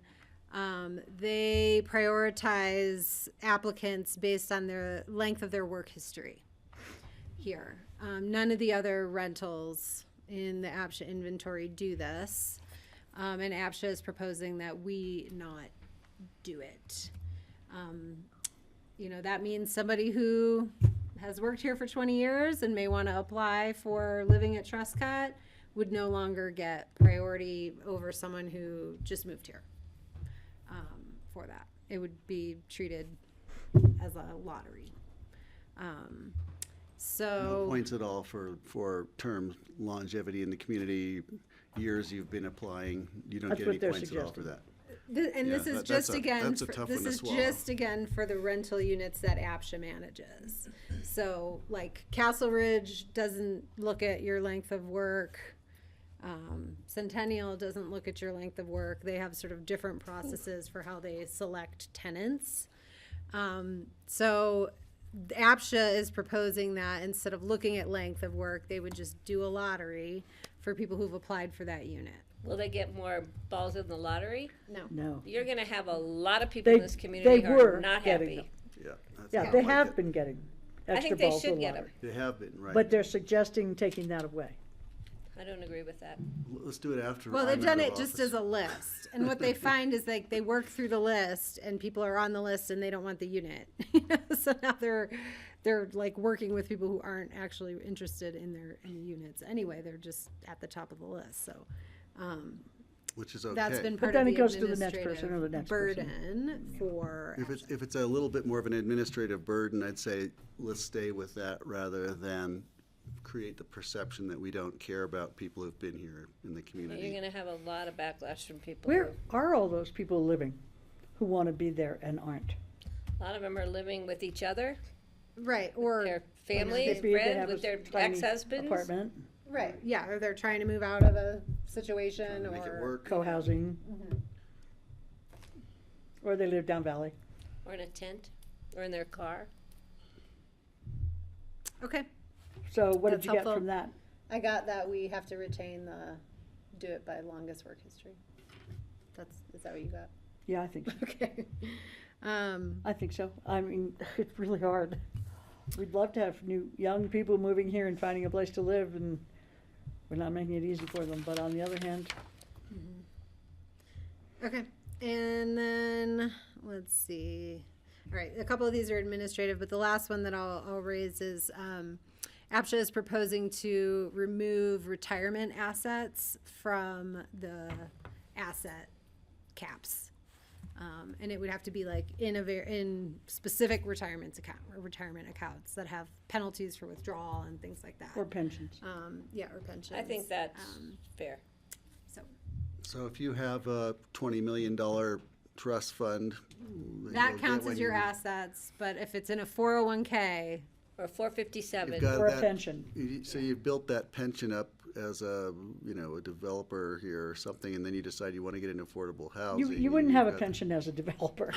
You'd have a I don't know, pension I'm just trying to if you work Or a for school a teacher. company, you know, or government So agency or. if somebody has that incredible income potential, as soon as they retire, why would we be making it easier for them to stay in affordable housing when we could be putting somebody in it who If they were can't already in afford to go affordable housing, elsewhere? though, if they already owned a place, Those it wouldn't are, count. you can't stay in your affordable housing unless you worked here for the 10 years prior. So there's different rules about whether you can retire in your unit Right. or not. Right, yeah. And it's qualifications to buy your unit. So if your pension or your retirement account increases during that time frame, it's not held against you when you go to retire. Right? That's what they're proposing. Yeah, and I think we want people to have money to retire on. Certainly I mean, you do. You know, and we Yeah. want it, you know, they're still part of our community that needs to be here. Right. That doesn't automatically mean they get to retire in the unit. It just means when we're looking at like whether they are a category 3 applicant or an RO applicant, do they fall under the asset caps for those? Because you can, you know, if you're too wealthy, you're never going to meet the asset cap, period. So you're never going to qualify for I'm affordable just housing, wondering- even if you right. worked here for your whole life. Yeah, yeah. I would those are the sort of questions I don't feel qualified to answer right now. I'd like to think on it more. That's fine. I like your point, I though, would like about to it. run it by our It's not a trust financial advisory board or someone like, people who think about these things. No. Because it seems to me that whenever we make a rule like that, we're creating loopholes and opportunities that we might not contemplate. And so that's where I am. I don't understand it well enough. Like Steve, it's like you two are in there all the time thinking about this and we're not, so. Well, from now on, I'm putting my retirement account under my mattress. Right, exactly. Hide it under the gold. We haven't, this hasn't come to a first reading. We have at least You're a still- month. it's just an idea 6 that's weeks. out there. Well, we don't have a meeting this week, so 2 months in May. At the earliest, it would be the end of May. I would So just we have add some one time thing to talk to, about it. to your comment, though. Somebody who has that kind of retirement account probably doesn't have the kind of income that's gonna qualify them to be an APCHA anyway. It's possible. That's what Kelly What was if they saying. have assets or they have a business that isn't inside the APSHA? You know, if they're working for a business that's making a lot of money, but they don't draw a lot from it. Well, if they own it, then it has to be one of their assets. Okay, I haven't thought of all the I know, it loopholes is a yet. hard one, it's a hard one, I We think. have taken It's that steps hard. to prevent people think from it's hard. What do you hiding money think? in trust. I think they shouldn't be, but if you're a trust funder or you have, you know, those are different assets. And if you have, you're growing your retirement account, that is something we are hearing from across the Encourage planet, people that to you do. need to start when you're 10 years old to plan your retirement account, so you have enough money to retire. Just saw a thing they're saying now, just regular, normal people should have $1.5 million to retire on. You mean you don't? No, I work for the government. Yeah. You're scaring me now. It's like, oh my God, How, really? how much, Betty? 1.5 million. In cash, in Krugerrands. Well, and just retirement opportunities. Yeah, well, good luck. I hope, good luck to everybody. in that case. I'm picking up another job. Anyway, so that's, thank you for working through that with me. I won't take much more time. I will,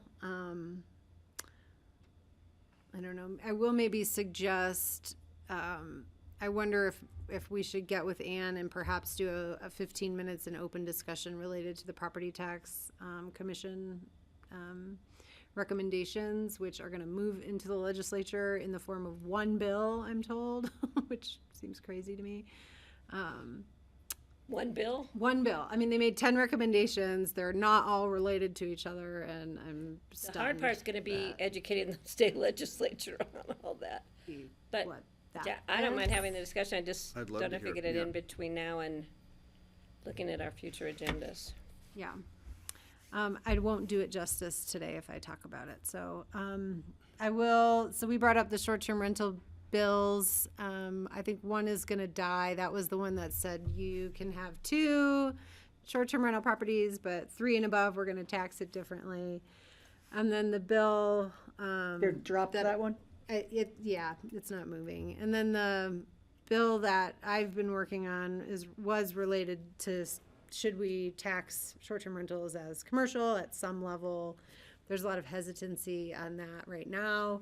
And so it is targeted towards the things that Levi talked about, which would be preventing future conversion of condo hotels as residential.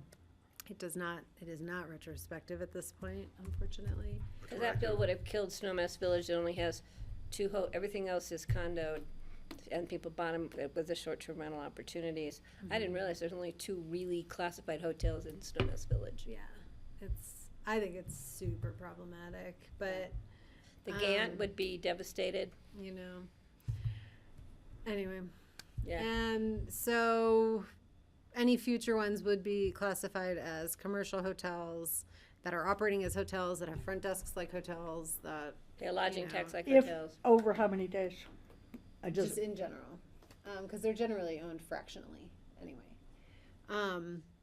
Then also putting in a cap for, or getting rid of the 5.5% statutory cap for any funds generated in the future related to classification of those units, which is helpful on the property tax, for- 5.5% on property tax?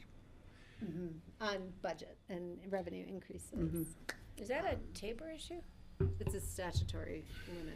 Yeah, so we have a Tabor property tax limitation, a statutory limitation, and then in Pickens County, We have our own fentanyl home also. rule limitation. Right. We triple whammied ourselves here. So anyway, so it's turning, it actually, what's interesting about this is it wants to create a study bill that would look at the actual impacts of STRs in a variety of communities around the state. The study would be housed in the state tax administrator's office, but it is possible that we're not going to get it funded, and so we may need to find some organizations willing to fund such a comprehensive impact Interesting. study. Yeah. It will additionally look at different tools that might be relevant for communities to implement, about how we would tax short-term rentals or raise money to deal with the impacts of short-term rentals. That's expected to look at things like a vacancy tax, an excise tax, diving more deeply into property tax types of levels of classifications, comparing to what other states do. We've done some of this work, but it's been very general, not as specific. And it could inform like future legislation to then give communities opportunities to do more specific things than we're allowed to do now. So, Can I ask you a question about one of those? So the vacancy tax, how is that not discriminatory? I don't want to dive into what I'm a just wondering vacancy if tax you- could or couldn't do, or how it's applied in other jurisdictions, et cetera. I think we're way over our 50. I mean, He's still on that is CCI. mean, potentially this is- one of the authorities that they could extend to us that we Okay. don't get to do now. I It's was just looking at the tool. Yeah, I know, but the tool is, I don't know, interesting. Okay, are we ready Sorry, to go I to think I'm Steve? done. Yep. Okay, to Steve, Thank you, Kelly. Yeah, there's other boards give us I'm the on, short but nothing version, that I but go need to ahead. tell Right. Thanks, Kelly. That was really good, informative, Okay. and thought-provoking things you brought up. I'll bring up a couple of thought-provoking things also. First of all, driving down to Club 20 the other day, I got to see firsthand the commuters going down to Newcastle and to Silt especially. There was a long line of cars trying to exit off of I-70 of people going home, and they are like way down the freeway in the driving lane trying to exit to get home after leaving work up this direction. It's terrifying. That's one part of that we don't normally see that other end of the commute that these people do, but they have traffic jams down there blocking a travel lane on I-70 trying to get home. Club 20, this was, I would say, is probably the most interesting Club 20 meeting that I ever have attended in all the years. There were very, very interesting presentations during the public meeting on Saturday especially. And I'm gonna just list some of these so you can see the breadth of what the issues that we were learning about. Kathy Chandler Henry, who is the chair of the Drought Water Task Force, gave a really good in-depth update on what is happening in that process for how are we going to deal with drought issues here in the state. The next panel had to do with immigration in rural communities. And there were, Bruce Talbot gave a really good history of the whole Bracero program, which is how they used to get their fruit pickers to come into their orchard in Palisade to pick the fruit. And now with the H-2A visa program, they are having trouble getting people to pick their fruit. And they might end up with fruit spoiling on their trees in Palisade because they can't get workers. The School District 51 representative was telling about all of the immigrant kids who they're not English speaking kids. There are a lot of Afghani kids in Grand Junction who are immigrants. So that English for second language program, they're not just working in Spanish, but they have these other languages like Afghani languages that they have to have someone who can help the kids to learn in their school system. It was incredibly interesting and gave a much deeper view of the immigration problem and how it affects people in western Colorado. Bruce Talbot said when we had the Bracero program, we did not have an immigration problem. There were workers from Mexico could come across the border every year and come to work on farms here. And then after the season was over, they would all go back to Mexico and take their wages with them. And it worked very well. We didn't have the issues with immigration that we do now. The next presentation had to do with the clean heat plans from the gas companies. So Jason Auslander, who now works for Black Hills Energy, presented for Black Hills. There was Atmos Energy and Xcel Energy also did presentations.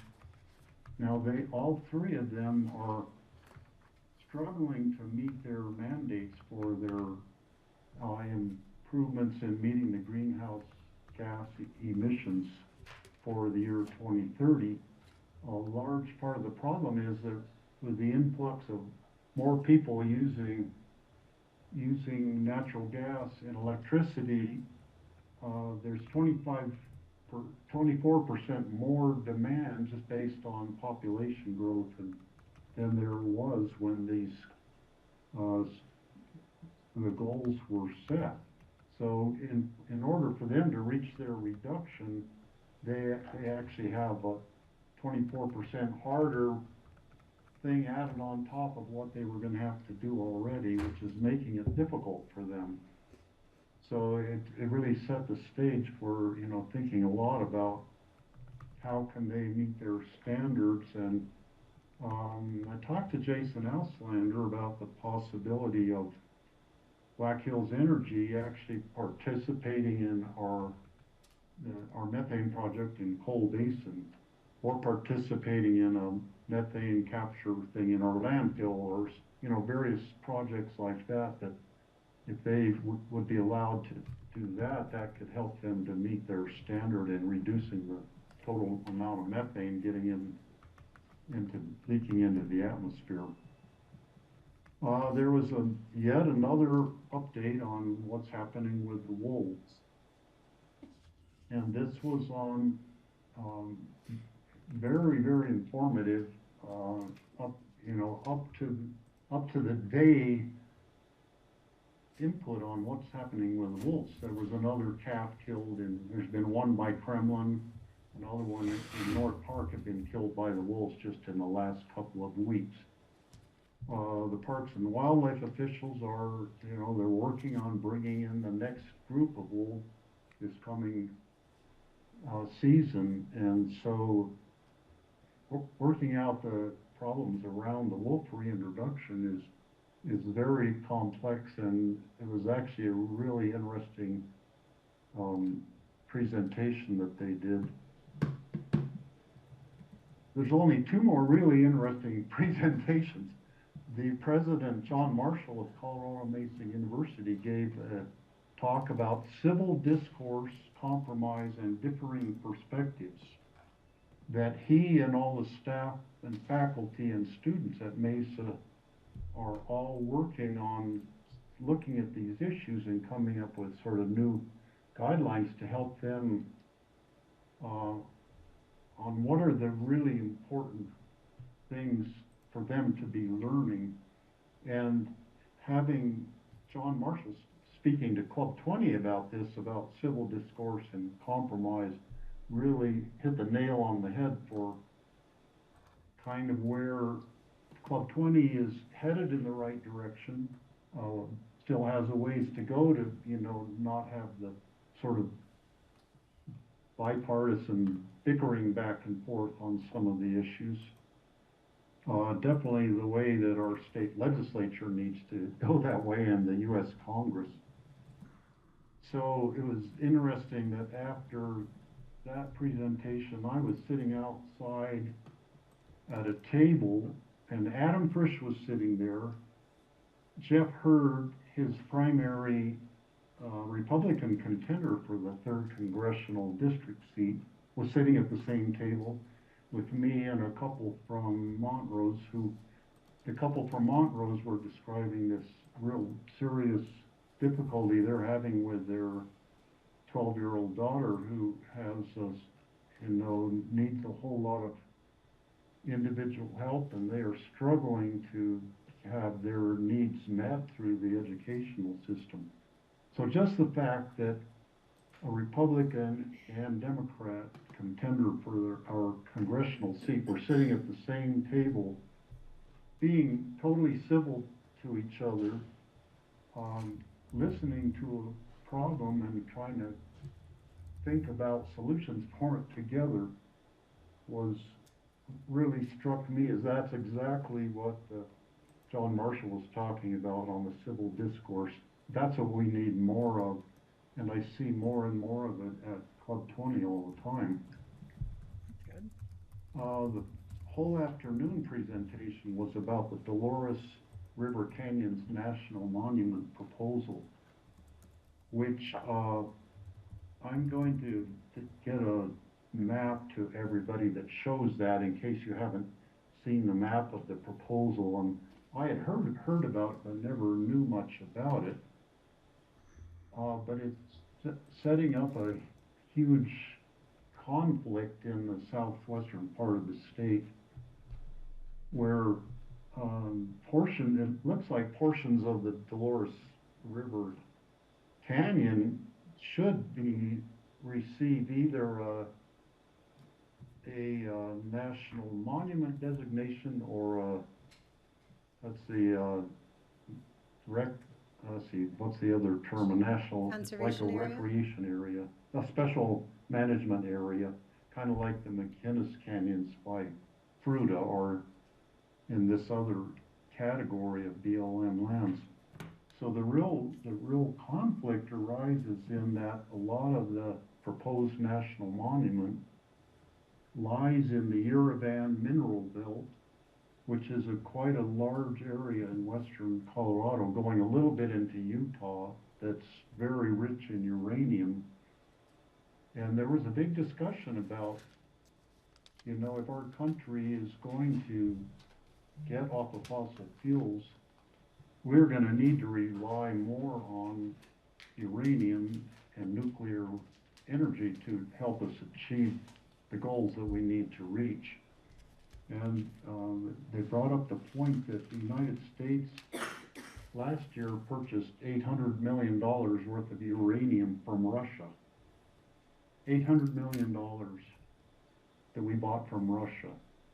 That's because we didn't want them to use it against us. That pointed out to me that, we really need to pay attention to uranium mining here in the United States and figure out how to make it work and have, minimize environmental damage from it, but, you know, it's really a tough situation. The people on both sides were really pretty adamant in their viewpoint that we don't need this big national monument designation, which would be done by the president using the Antiquities Act as the mechanism to make the designation. And the need for the people in southwestern Colorado to be stakeholders in the whole proposal and help figure out what is the right management tools for all of this BLM land in their part of the state, that people, you know, there's cattle grazing and sheep grazing and recreation on the rivers and mining operations, and how do we accommodate all of those is really tricky. So I was just so pleased that I could be there and be learning so much at Club 20 this time. And one other thing on my committees is the opioid settlement agreement committee. We had a meeting of the whole group with all three of the areas giving presentations. And this is where I need everybody to help put on your thinking caps. The harm reduction, which is being done by Maggie Seldine, who's from Glenwood Springs, and she has a High Mountain Harm Reduction group. I that taught has Maggie the in 7th and contract. 8th grade at CCS. Do you remember her at CCS? I taught her in 7th and 8th grade. What's Was her that- last name? Was that during your time? Maggie Seldine. Maggie Seldine. Yeah. Yeah. So she's having difficulty finding a good location in Pickens County to set up. She uses a van, and she kind of goes where the people are who need help. They might need to get Narcan. They might need to get clean needles. They need to get information and educational things, which they would tend not to go into a public building, to go to someone's office to get that. But Maggie can meet them where they live. It might be on the streets or, in the places they hang out. And that's where she goes and, meets the people who have the need for the harm reduction services. So she's struggling to find a good location in Pickens County. I was thinking maybe by the Charles Schultz building, where our homeless shelter people go. But that's really at a government building, just parked outside, maybe isn't the best place. We're gonna have a meeting. I've got ideas. In May to All the try to parks where the city discuss wants what to are make water less places popular. in- Yeah. Yeah, it could be somewhere, on a street in downtown Aspen or somewhere, places by bars in town or something where people with addiction and substance abuse problems might more tend to be. So if everybody could be thinking about that, I don't have any solution at this point. But Jenny Lyons and I are the two from Pickens County who have been attending these meetings, and we're thinking about it, and other people are putting their thinking caps on, trying to help her come up with a solution. So any thoughts you have would be very welcome on that. Steve, off the top of my head, I would think about the Carbondale Town Hall and Police Building where they had the cars parked for the Venezuelans. That would be a place to ask anyway. Okay, and she sets up in Glenwood and in Carbondale. I think she has a place in Basalt, so she's going to all the towns. She has a good place in Leadville. So all these different towns in our whole 5-county region is where she is like setting things up. Pickens County was where she was struggling to find Oh, a I good see. location. Okay. Yeah, she maybe is already okay for Carbondale, I'm not sure, but I could pass that on to her. Okay. Well, when you do, tell her hi, because she was my student and she was a handful. Yeah, she's very interesting, you know, I wish everybody could meet her at some point. Okay, and that's all I have from my groups for today. Thanks, Steve. I'm going to be quick. There's a lot going on a number of fronts. Starting with CORE. CORE is in the midst of doing a lot of outreach and fundraisers, and I've been helping with that. Just introducing CORE to the community. It occurs to some that people don't really know what CORE does and how long we've been there. This is the 30th year for CORE, so CORE is going to be upping its public footprint. They're building an emeritus board of people who've been on the CORE board or associated with CORE in the past. Fundraisers and some public events coming up. Stay tuned for that. Regarding QQ, I think we all know we did the testimony for 1379 and the letter that I think we're going to see shortly from Levi. Moving on to Board of Health, we just had our meeting. We talked about the Board of Health is going to be producing, I think, quarterly, if not bi-monthly, op-eds. Those are good, by the way, right? Thank you. Good. Glad you like them. I've been trying to make sure they're personalized and it just doesn't look like boilerplate from anywhere. So we're trying to add some, connect it to Aspen. We had a presentation on gun safety from our medical advisor, Dr. Levin.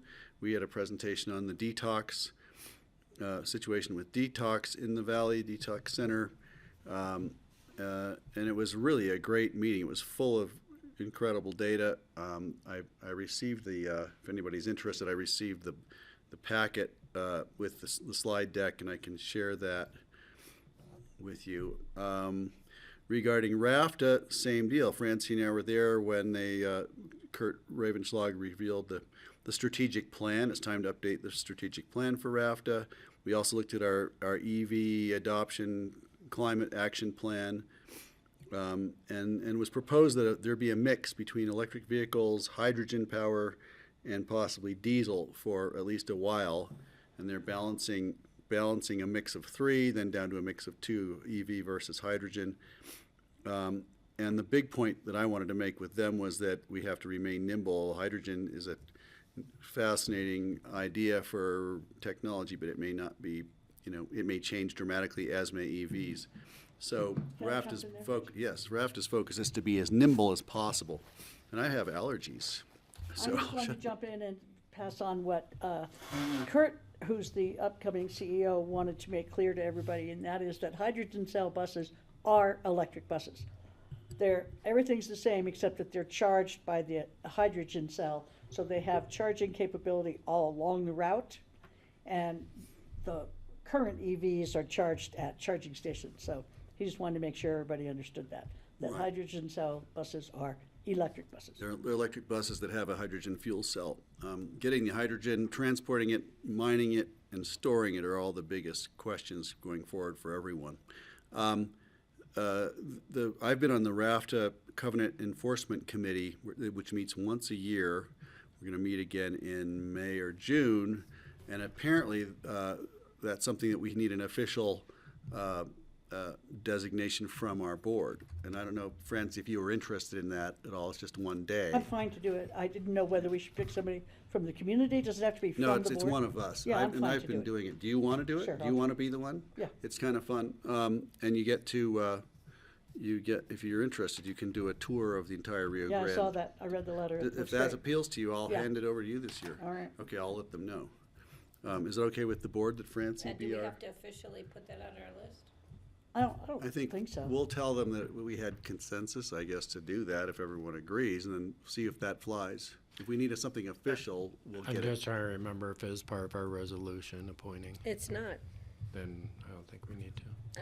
I'll get back to Nicole, because I told her I assumed I would do it, but if Francie wants it, she's welcome to it. I thought sit it was on fine. 3 different boards with Northwest COG that are just kind of subsidiary of Northwest Yeah, COG. exactly. Yeah, okay. Let's see, I don't have anything from RWAPA for you right now, and that's it.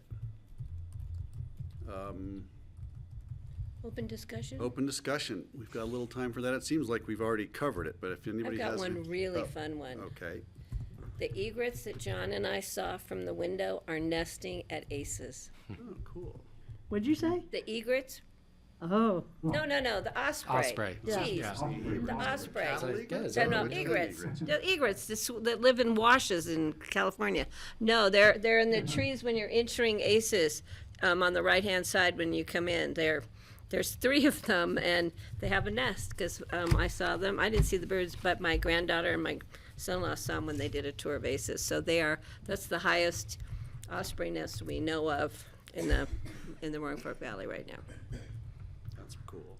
Thank you for that. So, along the wildlife line of thinking, I just heard today that Brother Raymond at the monastery saw 5 bears together. Oh, my. Right below the monastery barn. It was a big mother, the 2 babies from this here, and then 2 yearling bears. And 3 of them were cinnamon color, 2 of them were black color. oh, that's cool. All together. So that is so The cool. bear of they a were- family. They were looking to purchase and take over the place. They're looking for cookies is what they were looking for. Are we on open discussion? Yes, we are. Go ahead. I just wanted to let you know that tomorrow and the next day I'll be at the Oil and Gas Symposium, which I can handle for about half of the second day, maybe. It breaks down into pretty much oil and gas producers and companies talking to each other and stuff. But anyway, and then after that, my son Ty and I are being interviewed for a film on wolves in Colorado. So I will be totally busy the next 3 days. That's it. Great. Thank you. That'll be exciting. What are you going to wear? She's gonna wear Oh my Perry God, I Will's, hadn't even thought about that. Perry God, Will's wolf Francie. coat. She's gonna borrow Perry Will's wolf coat. I don't know. Hopefully they'll just feature Ty. You know, the interesting question I have about the wolf thing is that if Club 20 is in a dither about another calf being killed by a wolf, I think that's been anticipated and expected and planned for, that the wolves are going to take livestock, so it shouldn't be a surprise, and there ought to be a protocol, you'd think, in place for this, and I don't understand. There's a total protocol in place, and Yeah, so they what's get the- considerably more compensation than if the calf were killed by a lion or a bear. Don't ask me why. or for I was not food. in support of that particular decision, but Right. that's the way it is. So I hope there aren't a lot of depredations, because it will Sure, yeah. raise people's ire and create more division. But Yeah, and they did talk about that, the compensation thing. It was not a one-sided discussion. It was looking at all sides of the issue at the Club 20 meeting. yeah, Glad the to wolf hear thing it. definitely continues, because next week I'm going to Denver to present at a high school about wolves. Their whole theme for the month of May is wolves in Colorado, the whole high school. It's pretty cool. Maybe you should wear Perry's coat to that. What? Should wear Perry's coat to that event. Perry's not on the same side of the wolf issues as I am. Okay, thank you. Is that it for open discussion? If it is, I'm going to, John's got something. just one more. I'm forwarding an email. Mine Springs, Just saw that. confirmed a news report that they are at risk of closing the West Springs Hospital. Oh, come on. In Grand Junction. We don't know a whole lot more about it at this point, so we are tracking this, and we have, unless the board has had any communications from Mine Springs. Greg, have you heard anything? I just We have think I not probably got the directly. same letter you did. I Is know, that yeah, press we- I release? just got I'm it too. forwarding it to the board. It's if a you press haven't- release? We You've got all it. got it? Okay. I want to make sure. What was it? Who sent it again? I'm looking for it now. Mendoza, Is our crisis team weighing in at all? well, so we Discussion? this is the first communication we've gotten about it. We became aware of it this morning, just like everyone else. We have contracted with Hope Center for our crisis work, so we don't know if or how this affects some of the other community services that Mine Springs is still providing. Well, I just I would think Hope Center would refer people at times to the hospital, is that not? Yeah, so we will be hearing more. I really don't have any answers. I just wanted to be sure you were aware of that and had seen that email.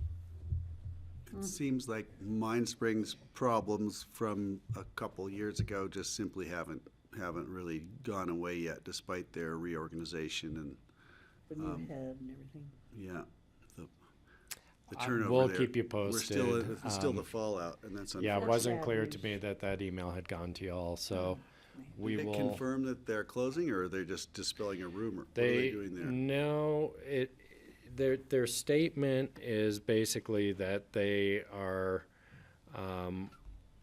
they're continuing to collaborate with healthcare organizations across the state, government leaders, and other psychiatric facilities, currently engaging with community stakeholders and government leaders and other agencies for help.